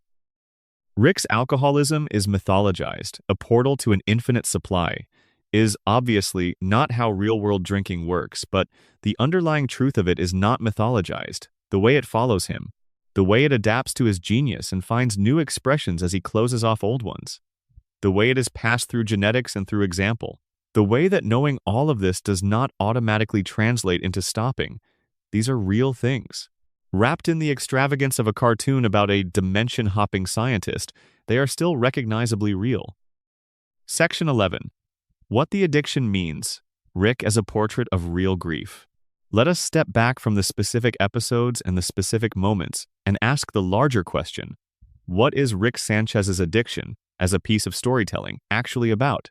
The most immediate answer is that it is about grief. It is about what happens to a person when they lose something so fundamental to their sense of who they are and why the world is worth being in that they can never quite put themselves back together in the same shape. Diane was not just Rick's wife. She was the reason he had said no. She was the reason he was still, that day, in Dimension C-137, when another Rick came to offer him the infinite multiverse. She was the thing that made staying feel like enough. And when she was taken from him, not just her love or her presence, but the meaning she gave to the choice he had made, he lost something that no amount of intelligent reconstruction has been able to replace. The drinking is, at its root, a tool for managing this. Grief that has nowhere to go, grief that has been living in the body for decades without the processing it requires, becomes something physical. It sits in the chest, it manifests in the hands. It finds expression in the things you reach for when the silence gets too heavy. For Rick, the silence has been getting too heavy for a very long time. He filled it first with the Revenge Quest years and dimensions spent hunting Rick Prime, a mission that gave the grief a direction and the anger a purpose. When that was resolved, when Rick Prime was finally dead, the show did something truthful about what the end of a long quest feels like. Rick fell back into the drinking with renewed intensity. The drinking as grief management connects to one of the most discussed questions in the philosophy of addiction. Is substance use disorder primarily a moral failing, or primarily a medical condition, or primarily a response to circumstances? The show, across 9 seasons, comes down clearly on the side of circumstances. Rick is not drinking because he is weak, or because he lacks self-control, or because he is a bad person who does not care about the consequences. He is drinking because a specific, catastrophic thing happened to him in his early life, and he has never had the tools or the willingness to process it properly, and the drinking has been filling the space where that processing should have happened ever since. This is why Dr. Wong's analysis hits so hard, and why it is worth returning to once more in this broader context. She says that the only connection between Rick's unquestionable intelligence and the sickness destroying his family is that everyone in the family uses intelligence to justify sickness. This is not just a character observation. It is a clinical insight about a specific pattern in high-functioning people who struggle with substance use. The intelligence is not separate from the addiction. It is integrated with it. It provides the justifications, the rationalizations, the elaborate theoretical frameworks that keep the addiction from having to be addressed directly. Rick can explain why drinking makes sense. He can explain it in terms of neuropharmacology, in terms of the philosophical absurdity of a universe that rewards sobriety with nothing particular, in terms of the relative unimportance of physical health measured against the scale of the cosmos he navigates. He can make the case for why he is different from other alcoholics, why the standard rules do not apply, why the people concerned about his drinking are missing something fundamental about the nature of existence. He can build the argument so well that it almost sounds convincing, and he is smart enough that the people around him often cannot quite find the counter-argument quickly enough to land a real challenge. But Dr. Wong does not need a counter-argument. She does not argue with Rick's philosophy. She simply observes, "You are the master of your universe, and you are dripping with rat blood and feces." She holds the theory in one hand and the reality in the other, and she does not allow the theory to explain away the reality. That is the therapy she is offering, not a debate, just a refusal to let the story stand unexamined next to the evidence. The show also, quietly but consistently, challenges the idea that Rick's genius is in any meaningful way separable from his pain. His intelligence exploded became the specific kind of boundary-defying brilliance it is after the night he lost Diane. The Rick who existed before that night was brilliant but still choosing stillness. He was choosing the house and the family over the infinite. After, he chose the infinite, and the portal gun became his primary relationship with existence. Is the extraordinary genius we see in the show the genius he always had, finally unleashed? Or is it grief, reconfigured into output? Is the portal gun the invention of a man who wanted to explore, or the invention of a man who needed to run and ran so fast and so far that he accidentally became legendary in the process?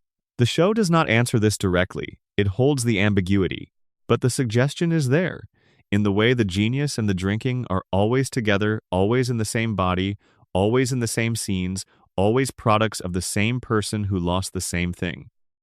The addiction and the brilliance are not opposites. They are part of the same story, the same wound, the same night in C-137. What makes Rick Sanchez's addiction resonate so deeply with viewers, beyond the humor and the spectacle, is that it is recognizable. Not everyone has a portal gun or a dead wife murdered by an alternate version of themselves. But the shape of what Rick is doing, using something to create distance from the thing he cannot face, maintaining that distance so long that it begins to look like personality rather than avoidance, watching it affect the people closest to him in ways he cannot fully see from inside that shape is familiar. Most people have been either the Rick in this story or have lived next to one, sometimes both. The show is not a clinical document about alcoholism. It is a cartoon about a genius and his grandson, and it is often very silly, and there are episodes that are primarily about having fun with wild ideas and are not reaching for anything deeper. But in the episodes where it does reach, it reaches with unusual precision. It earns the emotional weight it goes for because it has spent the time building the architecture of Rick's character carefully enough that when the weight arrives, there is something solid to hold it. The flask is not a gag, though it has been used as one. The drinking is not just a character trait, though it is that too. At the deepest level, the silver flask in the pocket of a white lab coat is a man who lost something he cannot recover, always within reach. His closest companion since a night when everyone else was taken away. Section 12. The flask never empties. There are many things Rick Sanchez has survived. He has survived the Galactic Federation, the Council of Ricks, the Citadel of Ricks, Rick Prime, Evil Morty, interdimensional parasites, alien assassins, death repeatedly and in multiple dimensions, and the particularly grinding wear of being the person responsible for keeping his family alive through situations that would have destroyed most people before breakfast. He has survived the loss of his wife, the loss of his original dimension, the loss of bird person to a cyborg transformation, the loss of unity to the specific and warranted recognition that being with Rick makes you less than you could be. He has survived the revenge quest. He has survived, with great difficulty, the end of the revenge quest, when the purpose that had structured his grief for decades was suddenly gone. He has not yet survived the flask. This is the thing that the 9 seasons of the show keep returning to, even when they return to it indirectly, even when it is a background detail in a stranger episode rather than the foreground concern. Of all the things that have tried to end Rick Sanchez, the drinking is the most persistent and the most patient. It does not come at him with weapons or political leverage or scientific countergenius. It just sits in his pocket and waits. It is there every morning. It will be there tomorrow. It does not need to defeat him. It just needs to remain. What the show has done, across all this time, is refuse to resolve this in either of the 2 easy directions. The first easy direction would be recovery. The arc in which Rick confronts his alcoholism directly, acknowledges the grief at the root of it, attends the sessions, does the work, and emerges changed. This would be satisfying in the narrative sense. It would give the character's arc a clean shape. But Dan Harmon, who has spoken openly about his own complicated relationship with alcohol and the difficulty and non-linearity of his own journey with it, understands that this is not how it tends to actually go. Recovery is not a single decision made at the end of a television episode. It is not a montage. It is the same kind of grinding, repetitive, uncinematic work that Dr. Wong describes when she talks about brushing her teeth. It does not resolve in 42 minutes. And writing Rick into a clean recovery would, arguably, betray the honesty that the show has worked so hard to maintain. The second easy direction would be tragedy. The arc in which Rick's drinking finally, visibly, costs him something that cannot be recovered, in which the story makes the price clear and final. This would be honest in its own way, and there are moments in the show where this feels possible. The garage in Season 2, the increasingly concerning signs of Season 9, but the show is not a tragedy about one man's descent either. It is a stranger, more layered thing than that. What the show gives you instead is the middle, the ongoing. The neither resolved nor destroyed state that is, for most people dealing with addiction either in themselves or in the people they love, the actual experience. It is not the dramatic bottom. It is not the triumphant recovery. It is Tuesday. It is Rick coming home drunk again, and the family adjusting again, and the flask being refilled again, and Morty doing homework, and Beth pouring wine, and the whole imperfect machinery of the Smith household continuing to turn. And somewhere in the garage, a man who is brilliant and damaged and grieving and alive sits at his workbench and drinks and works and is, in whatever complicated way the show allows, present. The portal gun brought Rick everywhere. It has taken him to the farthest reaches of a vast and indifferent universe. It has let him meet gods and fight kings and reshape civilizations. It has given him the ability to run from anything, to leave any situation that becomes too much, to always have an exit. The flask has given him nothing but more of the same night in a different glass. But in this, too, there is something worth recognizing. The man who can go anywhere keeps coming back to the same house, the same family, the same workbench, the same granddaughter and grandson and daughter who are, despite everything, still there. The flask keeps him company in the garage at 3 in the morning, but the family keeps the lights on in the rest of the house. Rick Sanchez is not fixed. He is also not lost. He is in the middle, where most of us live carrying things that resist carrying, managing them imperfectly with whatever is at hand, slowly, unevenly, non-linearly moving towards something that might be better or might not, but moving. The flask is silver. It is small. It is always within reach, and in the pocket of a white lab coat, in a garage that holds more history than anyone in the house fully understands, the smartest man in any universe pours another drink and keeps going. That is the whole story, really. That is what the show has been saying. Underneath all the portals and the aliens and the screaming genius and the beautiful broken comedy of a man too smart and too hurt to ever be fully okay, he keeps going. The flask in his hand, the grief in his chest, the family through the door, and the infinite universe waiting outside for tomorrow's adventure. He keeps going, not healed, not destroyed. Just Rick. If you have made it to this moment, to this quiet end of a long journey through a story that rewards paying attention, thank you, genuinely. Drop a comment below, tell me what you thought, tell me where this landed for you. And if you haven't already, please subscribe. It is the simplest way to keep this kind of work coming. Take care of yourselves out there. Good night. End of script. Section 13. The Flask and the Portal Gun. 2 tools, 1 purpose. There is a question worth asking slowly, worth letting sit for a while before you try to answer it. Rick Sanchez has 2 objects that never leave his possession for long. One is the portal gun.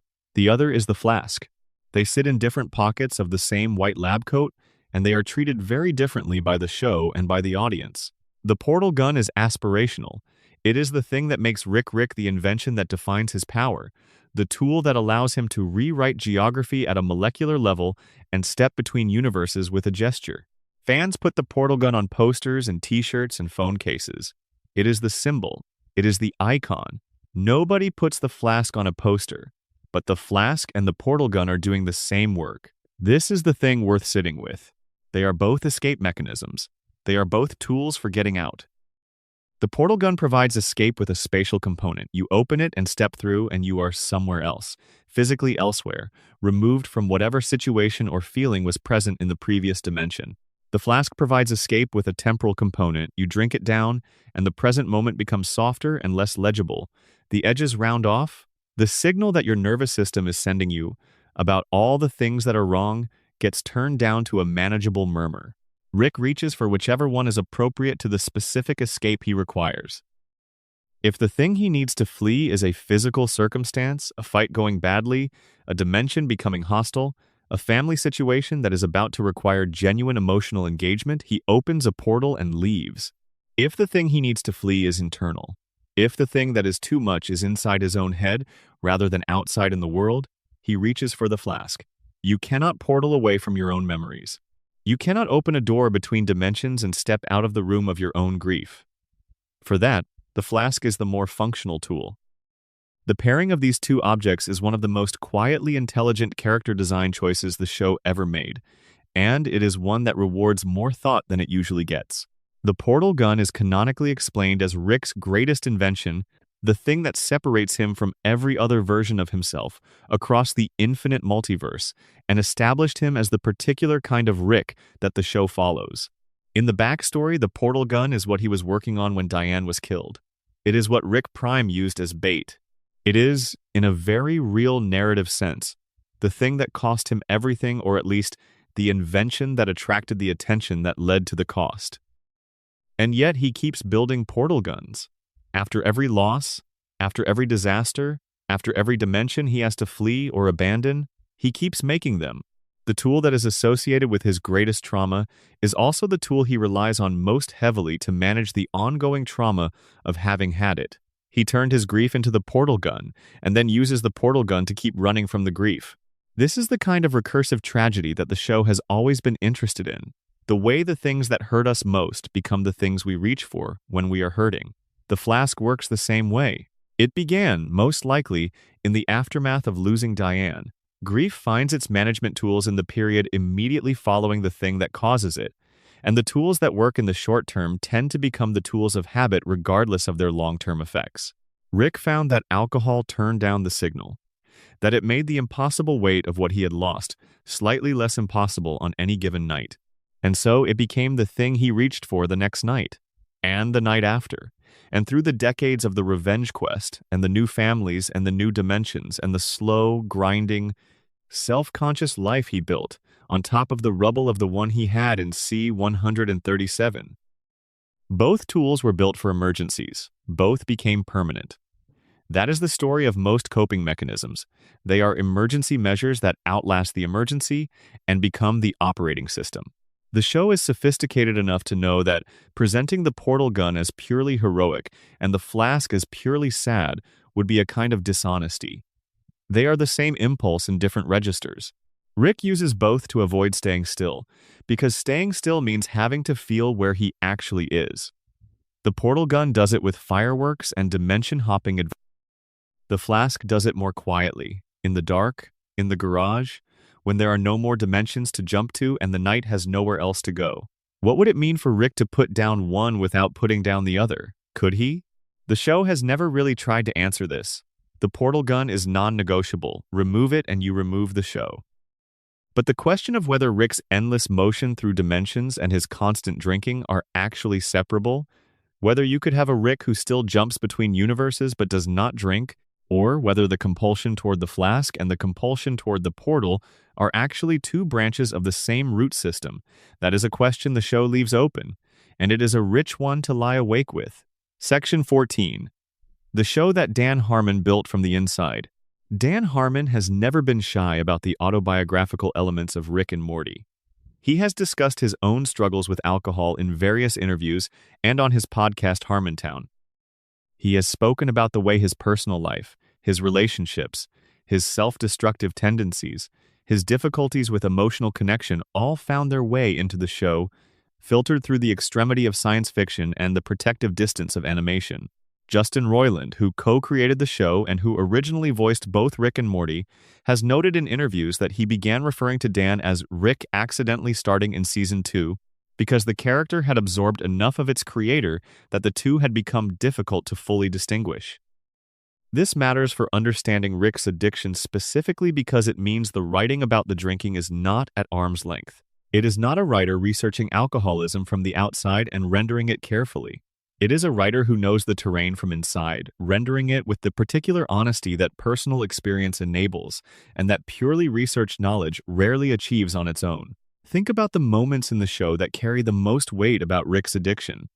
The therapy scene with Dr. Wong, the garage and autoerotic assimilation, the way Rick's intelligence functions as a justification machine, turning every symptom of the problem into evidence that the problem does not exist, or does not matter, or is not really a problem for someone like him. These are not the observations of someone who has read about functional alcoholism. These are the observations of someone who has, at various points, been in the general vicinity of a version of this. Harmon said directly, in the Polygon interview about Season 9's addiction-focused episode, that you write what you know. He acknowledged the autobiographical connection to the show's treatment of substance abuse. He spoke about the balance between mythologizing the addiction, making it big enough and strange enough that the show's fantastical register can hold it, and keeping the emotional truth of it grounded in something recognizable. The portal to a planet of enslaved vodka-producing hog aliens is mythology. The feeling of coming home drunk and not being able to find the words for what you owe the people who are still there that is recognizable. The character of Dr. Wong is worth thinking about in this light. She first appears in Season 3, which aired in 2017. She is voiced by Susan Sarandon, and Dan Harmon has spoken about what it meant to have the specific weight of Sarandon's voice deliver that final monologue to Rick in Pickle Rick. The fact that it was, in Harmon's words, an Academy Award winner reading a monologue over the phone in 3 takes, like a single continuous piece of honest music. Dr. Wong is not a comic character.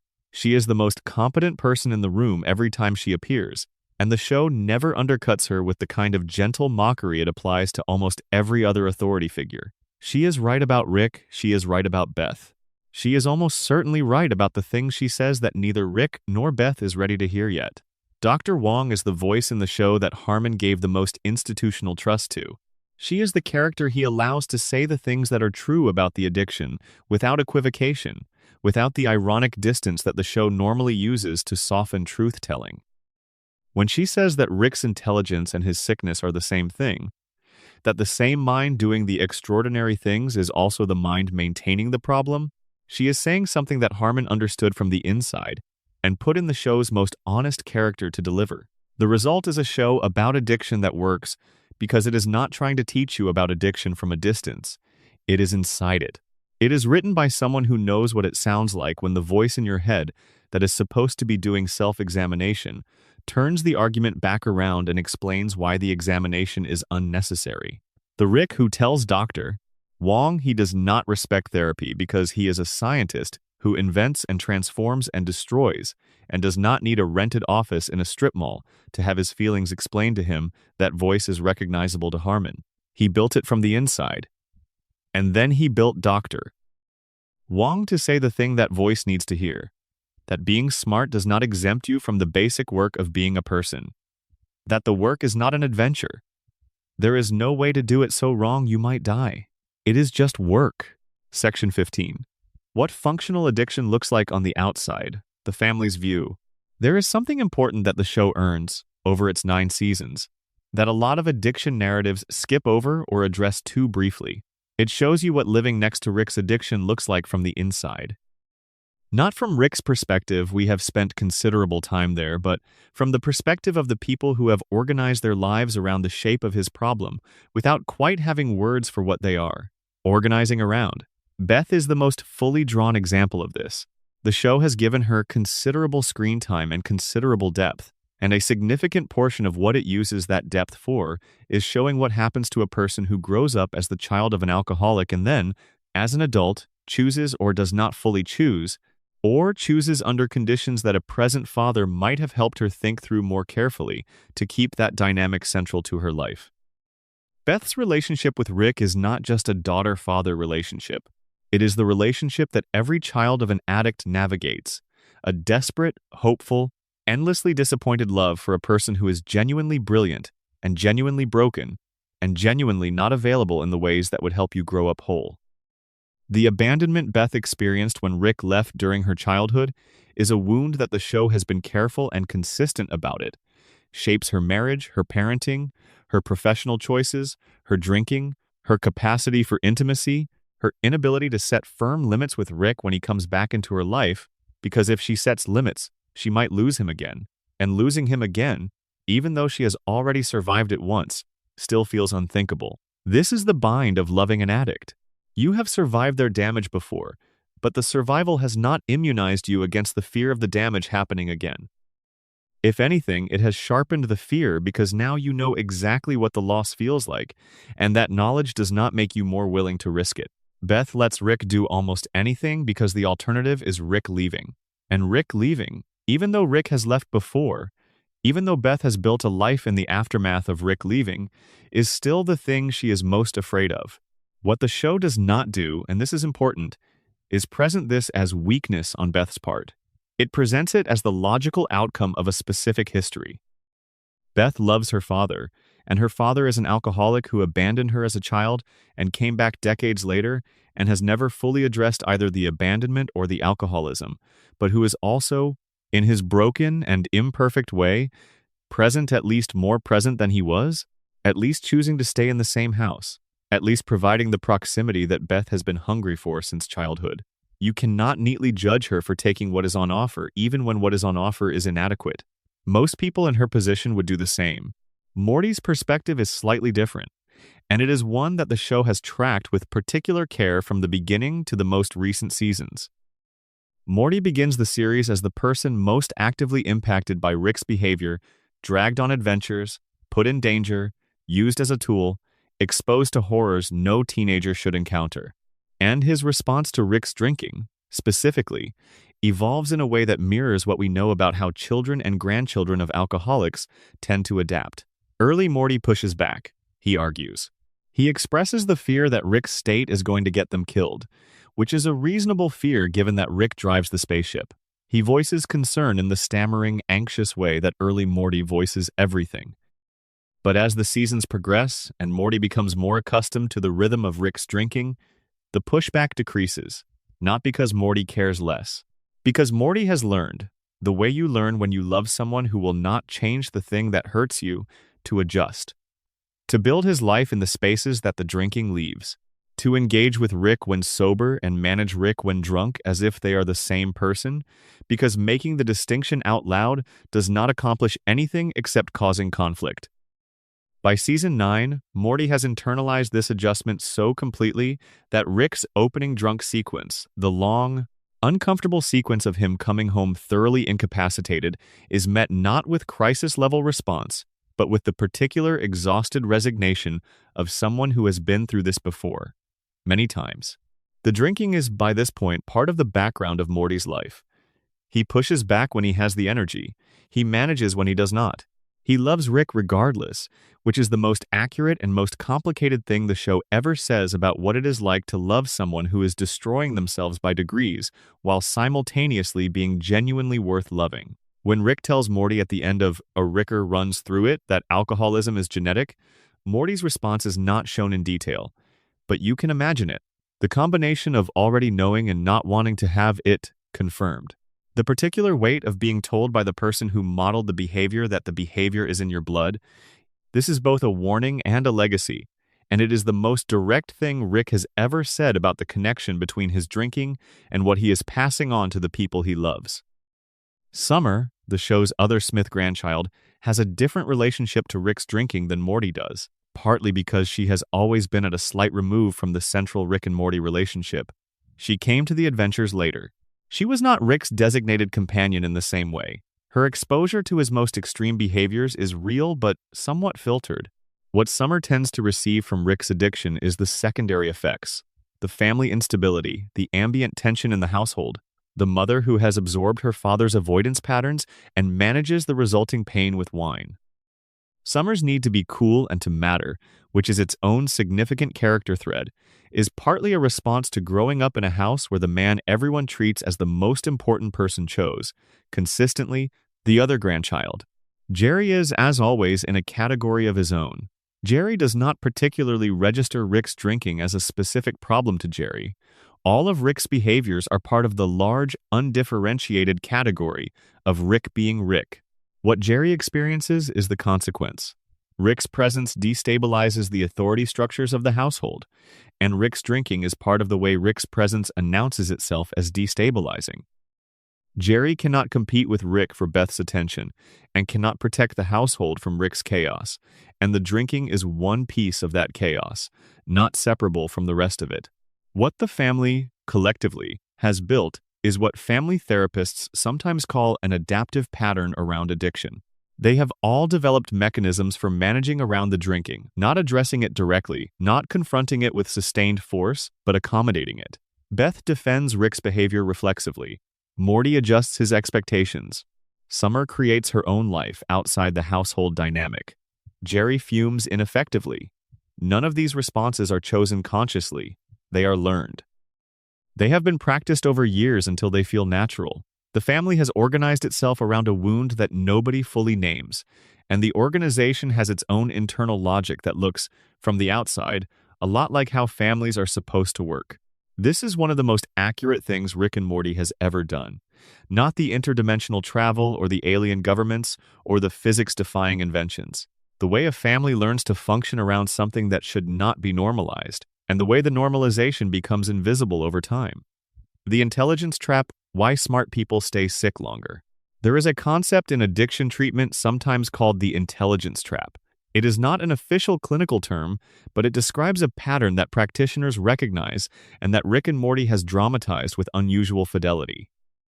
The basic idea is this: the cognitive skills that make a person appear high-functioning in the world, analytical ability, problem-solving, the capacity to construct and maintain complex narratives are the same skills that an addict uses to construct and maintain the narrative of why they are fine.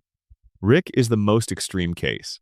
He has the most powerful intellect in his corner of the multiverse, and he has spent decades applying it to the project of not being in recovery. This requires considerable effort, though the effort is invisible because it is built into the architecture of how he thinks. Every time concern is raised, the analytical machinery turns on and produces a response. The response is not dishonest. Exactly, Rick genuinely believes most of the things he says in defense of his behavior. But the machinery was running before the concern arrived. It was always pointed at this task. The conclusions it reaches are not the product of open-minded analysis. They are the conclusions of a mind that has already decided and is building the case after the fact. This is why Dr. Wong's approach is so effective. On the rare occasions she gets to apply it directly, she does not argue with Rick's conclusions. She does not enter the debate on his terms, because on his terms he will always win. He is smarter than everyone in any debate, and if you debate him about whether he needs help, he will explain, at length and with considerable technical sophistication, why he does not. Dr. Wong sidesteps the debate entirely. She does not contest his worldview. She simply holds up the gap between the worldview and the reality. You are the master of your universe, and you are dripping with rat blood and feces. There is no debate answer for that. There is just the gap, sitting there, obvious. The intelligence trap also explains why Rick's moments of clarity tend to be partial and non-linear. When a person of ordinary intelligence has a moment of clarity about their addiction, the clarity tends to be experienced as simple. The problem is obvious now. In a way it was not before. The next step is visible. The person with exceptional intelligence has clarity that is immediately complicated by their own analytical processes. They see the problem clearly, and then they also see 17 other angles from which the problem looks different, and they see the ways in which the proposed solutions have their own problems. And they construct elaborate scenarios in which the addiction is not as bad as it seemed in the clarity moment, and by the time they have finished thinking about it, they have built a new room onto the architecture of avoidance and moved back in. Rick has done this after every session with Dr. Wong. He has clarity in the room. He feels something. He says the imperfect, partial, still guarded thing that is the closest he can get to honest acknowledgement. Then he leaves. And the thinking starts. And by the next episode, the flask is up again and the architecture has been reinforced. This is not presented by the show as Rick being a bad person. It is presented as Rick being a specific kind of person with a specific kind of problem that has a specific kind of relationship with the specific kind of mind he has. The intelligence is not the cause of the addiction, but it is the thing that makes the addiction so difficult to interrupt, so good at surviving every attempt that does not specifically account for how the exceptional mind maintains it. The show has one answer for this, and it is Morty. Morty cannot beat Rick in a debate about whether Rick needs help. Morty does not have the analytical firepower to construct arguments Rick cannot dismantle. What Morty has is something different and in some ways more effective. He has need. He needs Rick to be present. He needs Rick to be okay. He is not trying to argue Rick into health. He is simply, continuously, visibly in need of the person Rick could be if he were not spending so much energy on not being it. Morty does not outthink Rick's defenses. He just keeps being there, on the other side of them, wanting something Rick actually wants to provide. This is not a solution. Morty's need has not cured Rick's drinking, but it has, across the seasons, been one of the forces that keeps pulling Rick slightly back toward the world of other people, and slightly away from the private world of the flask and the garage. It is imperfect and insufficient, and it places an unfair burden on a teenager. But it is what the show offers, and it is honest about the limitations of it. Section 17. What the show gets right a note on accuracy. For a cartoon about an alcoholic dimension-hopping scientist, Rick and Morty gets a surprising number of things right about addiction and its effects. The functional addict presentation is accurate. The way Rick maintains high-level performance while drinking constantly is not the portrayal of someone who has never spent time around functional alcoholism. High-functioning addicts are real. They are common. They are often extraordinarily capable people who have built lives that can absorb significant amounts of substance use without the kind of visible collapse that would force external intervention. The literature on high-functioning alcoholism confirms that intelligence, professional success, and the ability to maintain social relationships are not protections against developing alcohol use disorder, and in some cases, they are actually factors that allow the disorder to go unaddressed longer, because the person and the people around them can always point to the evidence of function as proof that things are not that bad. The generational transmission is accurate. The show's portrayal of Beth developing her own alcohol dependency in the shadow of Rick's alcoholism is consistent with what we know about the inheritance of alcohol use disorders.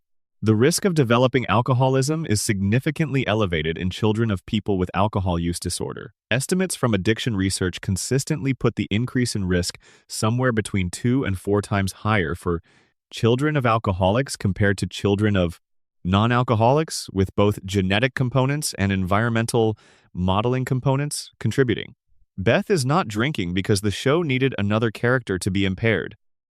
Beth is drinking because that is what happens, and the show is honest about it. The therapy resistance is accurate.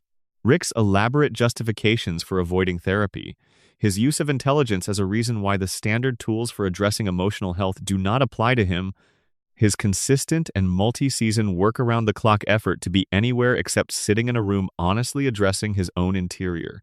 All of this is recognizable to anyone who has worked in mental health or has loved a high-functioning person who was resistant to treatment.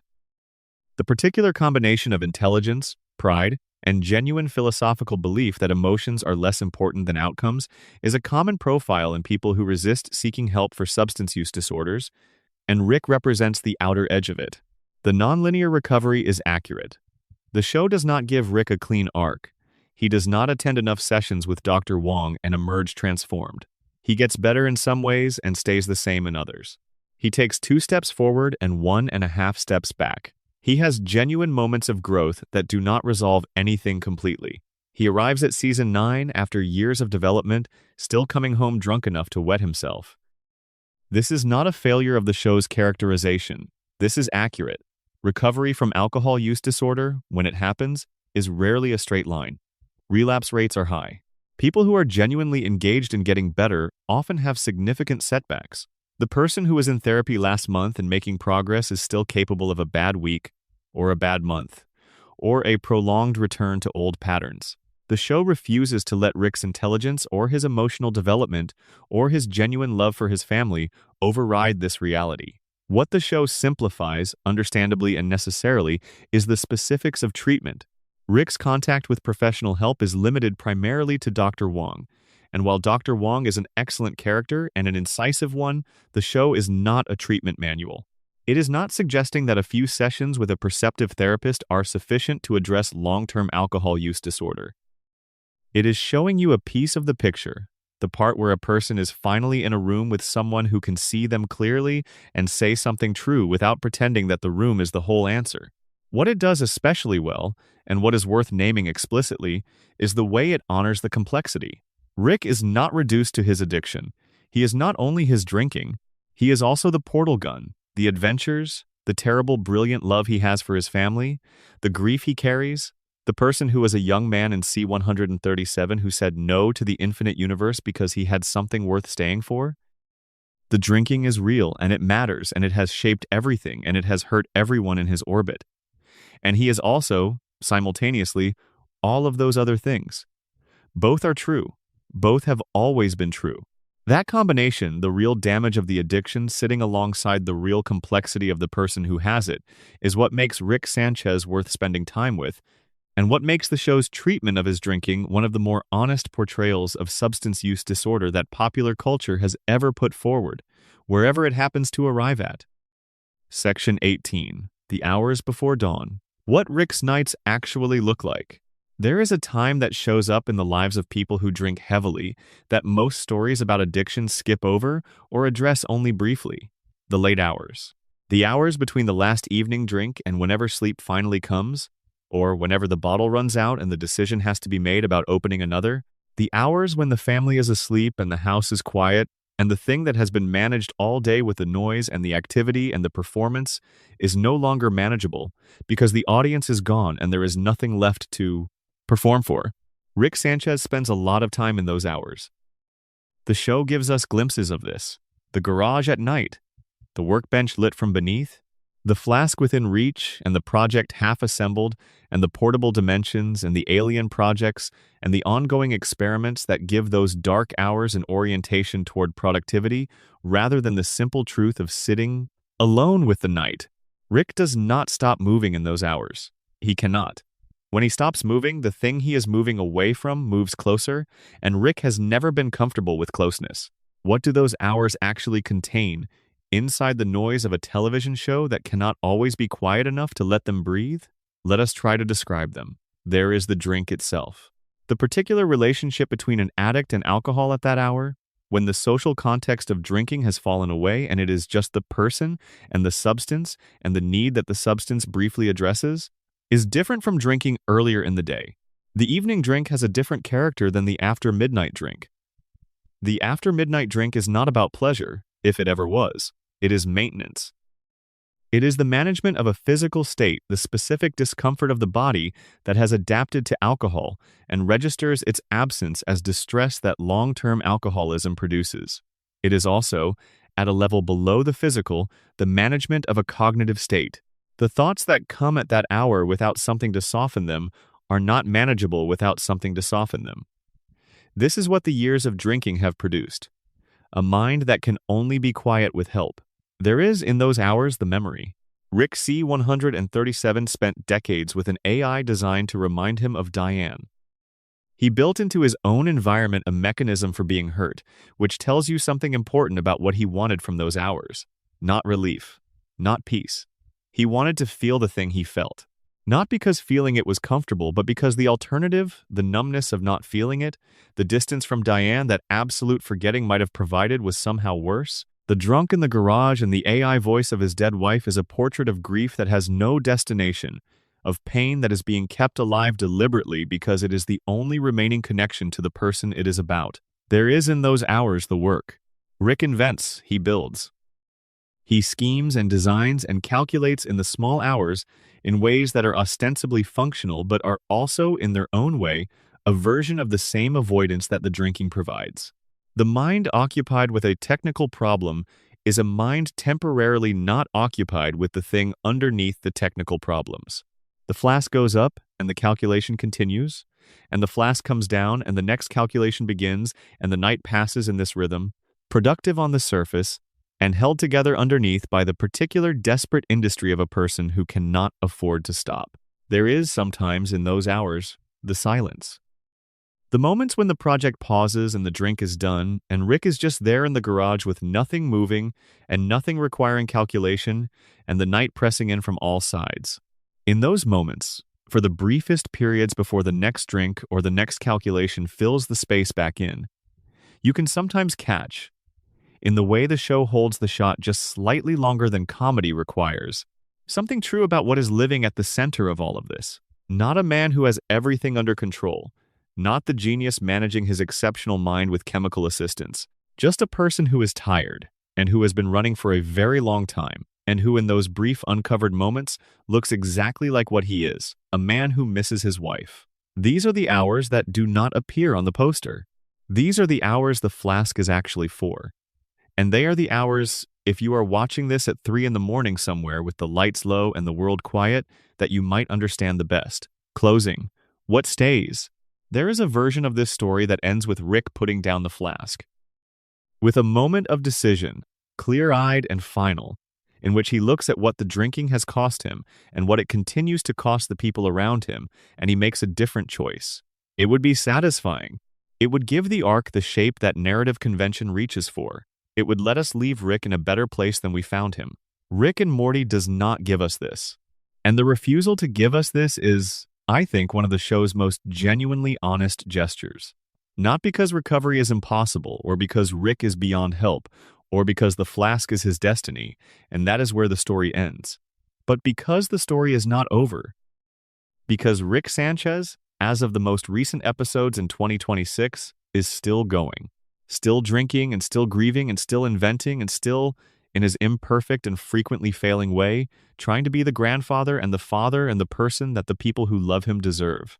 The show's refusal of the clean ending is a statement about reality. Most people who struggle with addiction do not have clean endings. They have ongoing lives, with the addiction present or managed or worsening or improving or some complicated mixture of all of these things at different times. They have days that are better and days that are worse, and long stretches in the middle where it is neither improving dramatically nor crashing dramatically, just continuing. The flask does not disappear.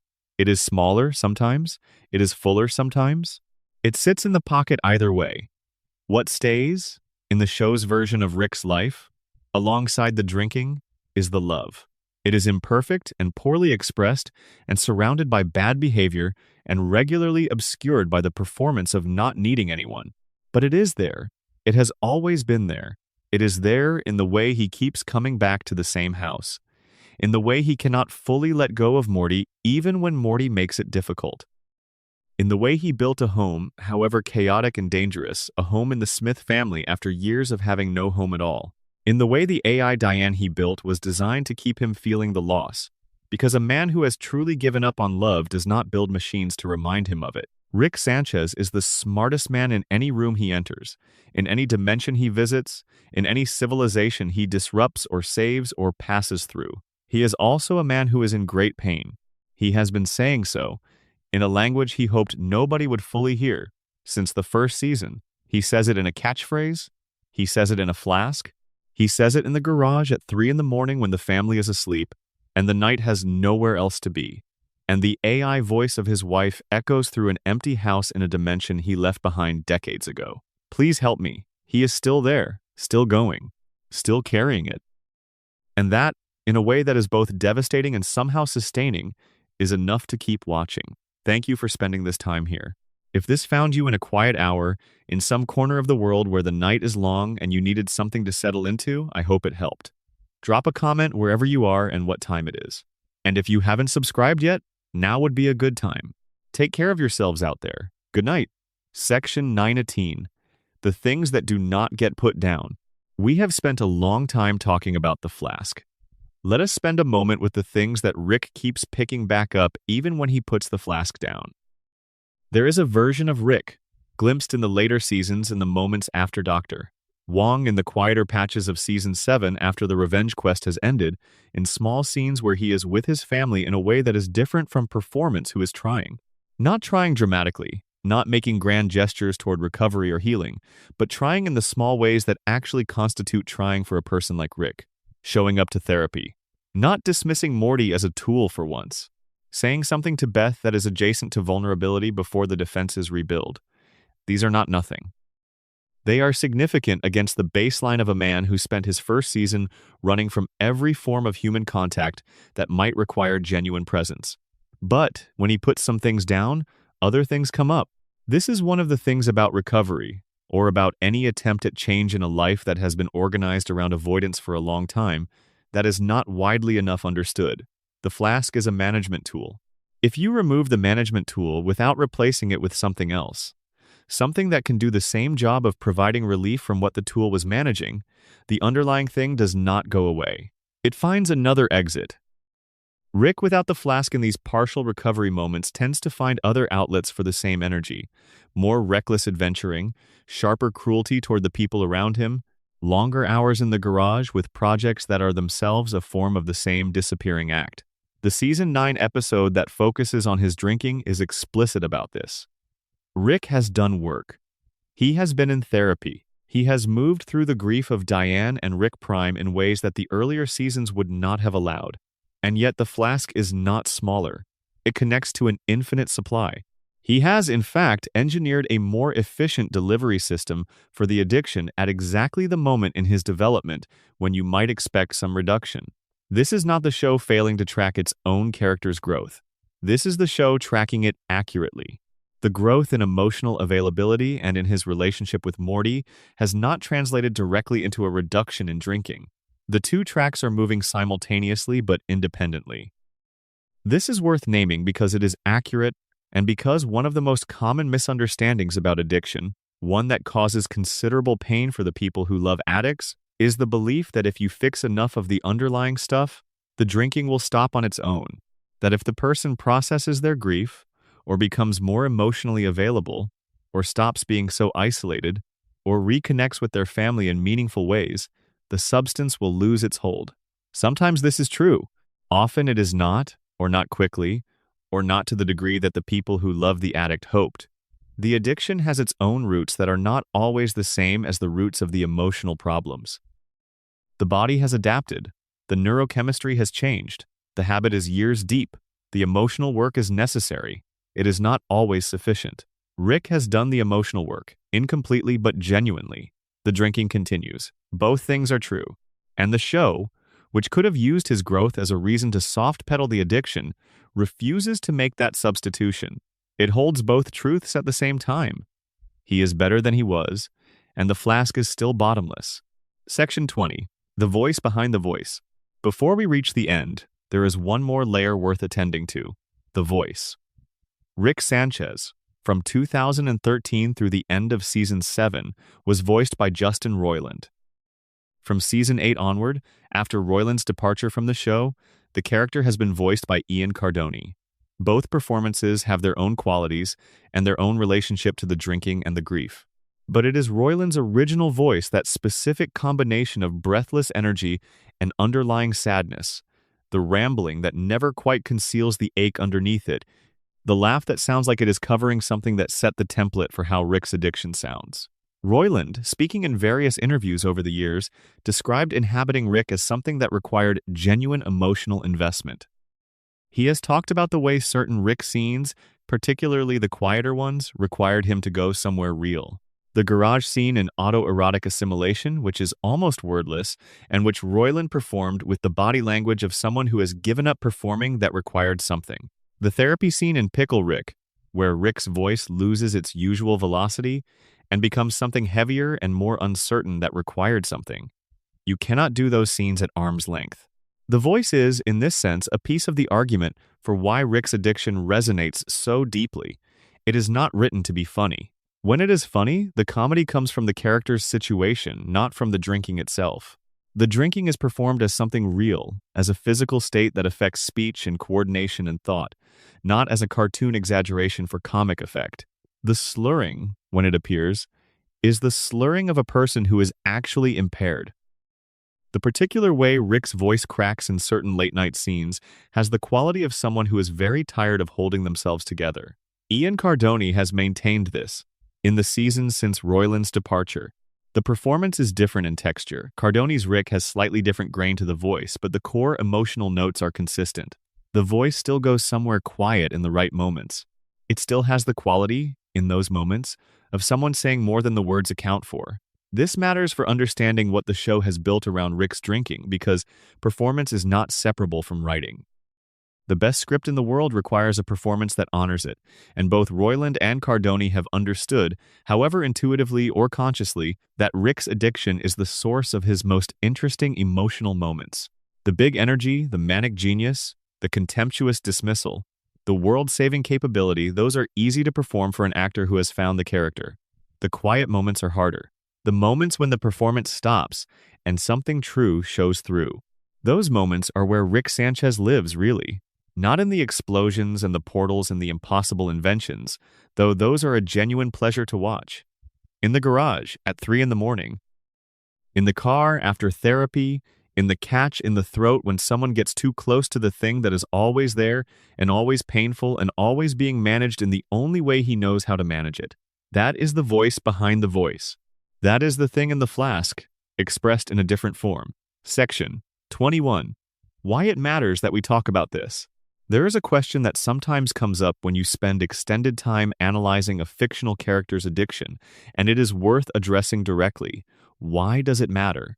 Rick Sanchez is not real. His drinking does not hurt anyone outside the show.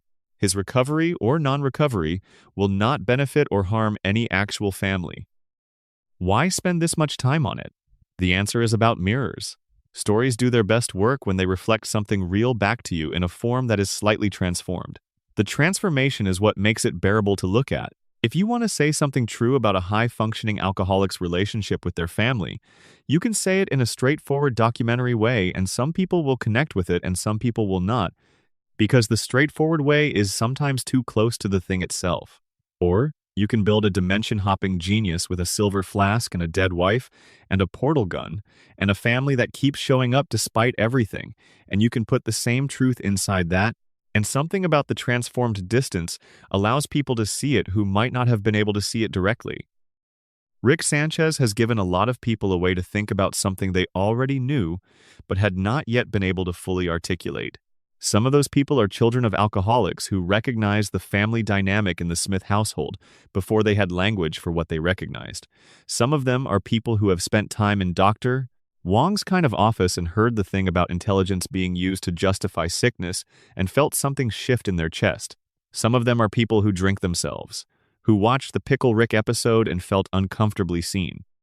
Some of them are people who love someone who drinks, who have built the adaptive patterns that the Smith family built, who saw their own careful management of an unmanageable situation reflected back in the way Morty adjusts and Beth defends and everyone keeps moving. The fictional frame is not a trivialization. It is the thing that makes the conversation possible. Rick Sanchez is safe to think about in a way that the actual complicated person in your actual complicated family may not feel safe to think about right now. You can examine him slowly, take him apart, sit with the uncomfortable things the show asks you to sit with, and do it with the protection of knowing it is a cartoon. And then, if the show has done its work, you look up from the screen carrying something that was never really about a cartoon. This is what the best popular culture does. Not all of it gets there. A lot of it tries to address serious things and lands short, either by being too earnest, or too jokey, or too resolved, or too hopeless, or too disconnected from the texture of how things actually feel from the inside. Rick and Morty gets there often enough, in the addiction storyline, that it has earned the long analysis. It has earned the sitting with. If you came to this video expecting something lighter and found yourself somewhere more complicated, that is probably okay. If you came looking for something that would help you understand something you already suspected, I hope it helped. If you are in any part of this story yourself, whether as the person with the flask or the person managing around it or both, I hope the distance of a cartoon has made it slightly easier to look at. The show does not have an answer. It has instead an ongoing truth, that the person in pain is still there inside the performance, that love and damage are not opposites and often occupy the same body, and that the things we carry from our most painful moments do not go away but they do, sometimes, become possible to acknowledge. That acknowledgement is not nothing. Sometimes it is everything. Final note, the show within the show. One last thing, before we let the night close down completely. There is a metafictional layer to Rick and Morty that occasionally breaks through moments where the show acknowledges that it knows it is a show, that the characters know they are characters, that the whole enterprise is aware of its own construction. Rick breaks the fourth wall. Characters comment on narrative convenience.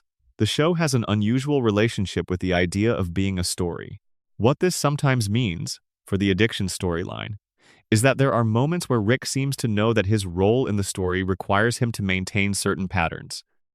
He drinks in part because the character of Rick Sanchez drinks, and the character has enough self-awareness to know this about itself.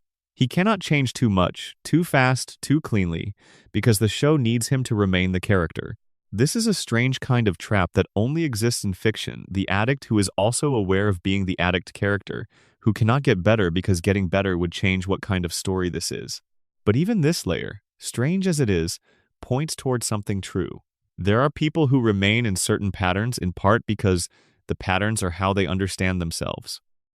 The identity of the drinker is not just a description of behavior, it is a self-concept, a narrative about who you are, a story you have been telling for so long that it has become hard to imagine who you would be in its absence. The Rick who does not drink is someone Rick cannot quite picture, cannot quite inhabit the possibility of, and that difficulty is part of what keeps the flask in the pocket. The show knows this. It is not an accident that the one place Rick refuses to go across all of his intellectual fearlessness, all of his literal willingness to die and be cloned and jump into new bodies and face the end of universes, is the interior. The one place the portal gun cannot take him to, and the one place the flask cannot take him away from. The only real unexplored dimension. He is still standing at the threshold of it, flask in hand, waiting, perhaps, for the courage that all of his intelligence has never quite been able to manufacture on its own, waiting for something, a person, a moment, a loss too significant to absorb with the usual tools that finally tips the scale. The show does not tell you if that moment comes. It leaves you here, in the middle of the story, which is where all stories that are telling the truth leave you. Good night. Thank you for being here. Take care of yourselves. Addendum. The small details. Before signing off completely, there are small details scattered across the show's 9 seasons that reward listing, because together they form a portrait that no single episode delivers on its own.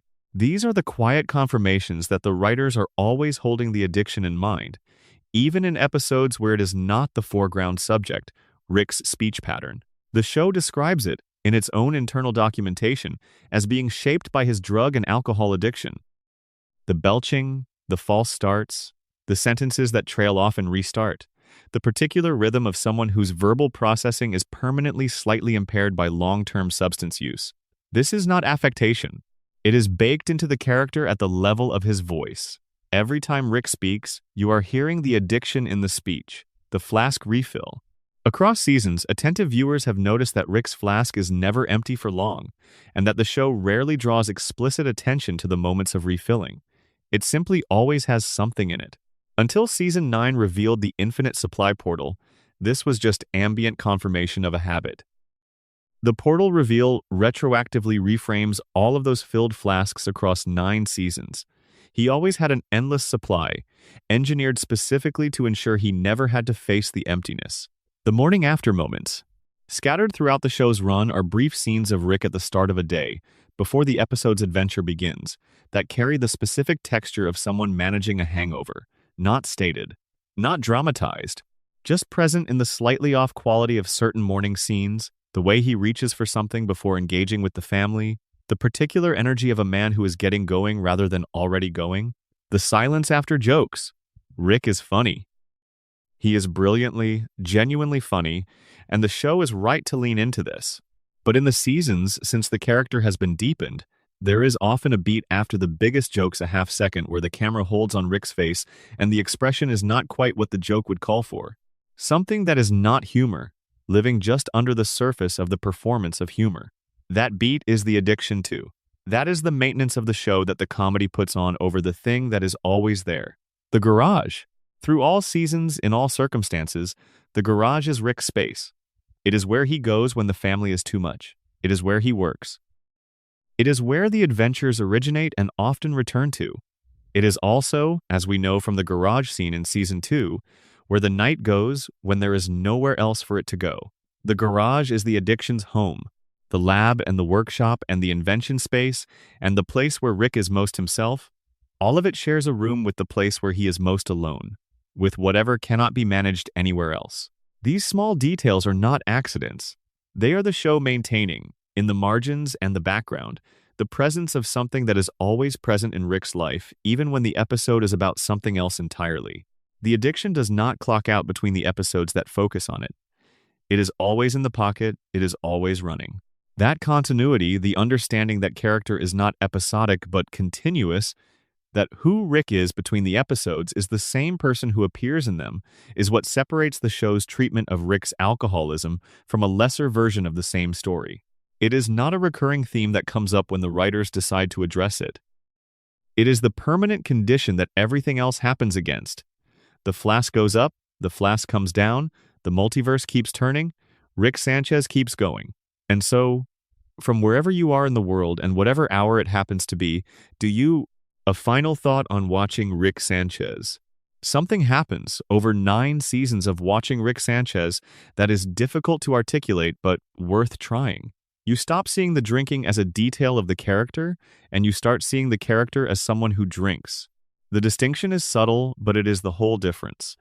A detail is an addition, something added to a person to make them interesting or to signal things about them.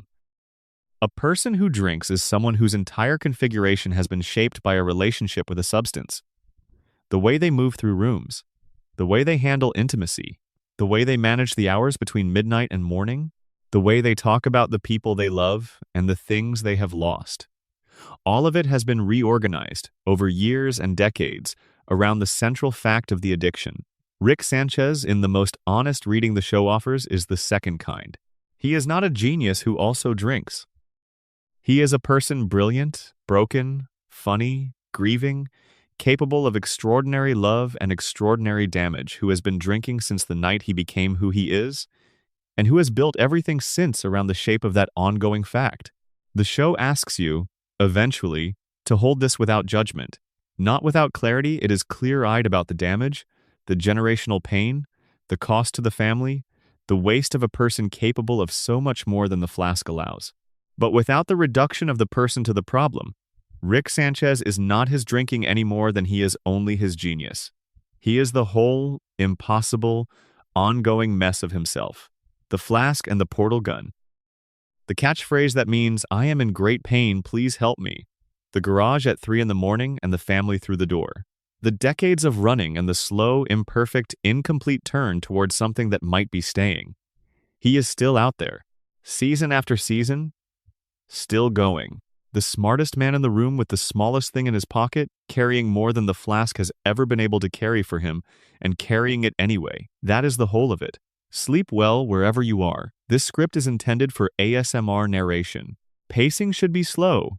Voice kept low and steady throughout. Pause naturally at section breaks. The tone is warm, reflective, and unhurried from beginning to end. The script contains no scene directions or timestamps per project guidelines. The entire text above is narration ready for 11 Labs voiceover generation. One more thing about the flask. We have described the flask as silver, small, always within reach. But there is one more thing worth saying about it. The flask is also, in a way, honest. More honest, sometimes, than everything else Rick carries. The portal gun promises freedom, infinite escape, infinite possibility, the ability to go anywhere and be anyone, and find whatever version of the universe suits the moment. The white lab coat promises competence, the performance of someone who has everything handled. The catchphrase promises cheerfulness, the signal that everything is fine and Rick is having the time of his life and the universe is a playground rather than a weight. The flask does not promise anything. It just does the thing it does. It does not pretend to be more than it is. It is a delivery vehicle for a substance that provides temporary relief from permanent pain, and it delivers this service consistently, without fanfare, without the elaborate staging that the rest of Rick's life requires. In a life built on performance, the flask is one of the only props that is not performing. It is just doing exactly what it is. There is something almost clarifying about that, when you look at it long enough. Rick Sanchez, the most elaborate performer in the multiverse, reaching into his pocket for the thing that requires no performance from him. The thing that is simply, without pretense, what it is. The flask goes up. The night continues.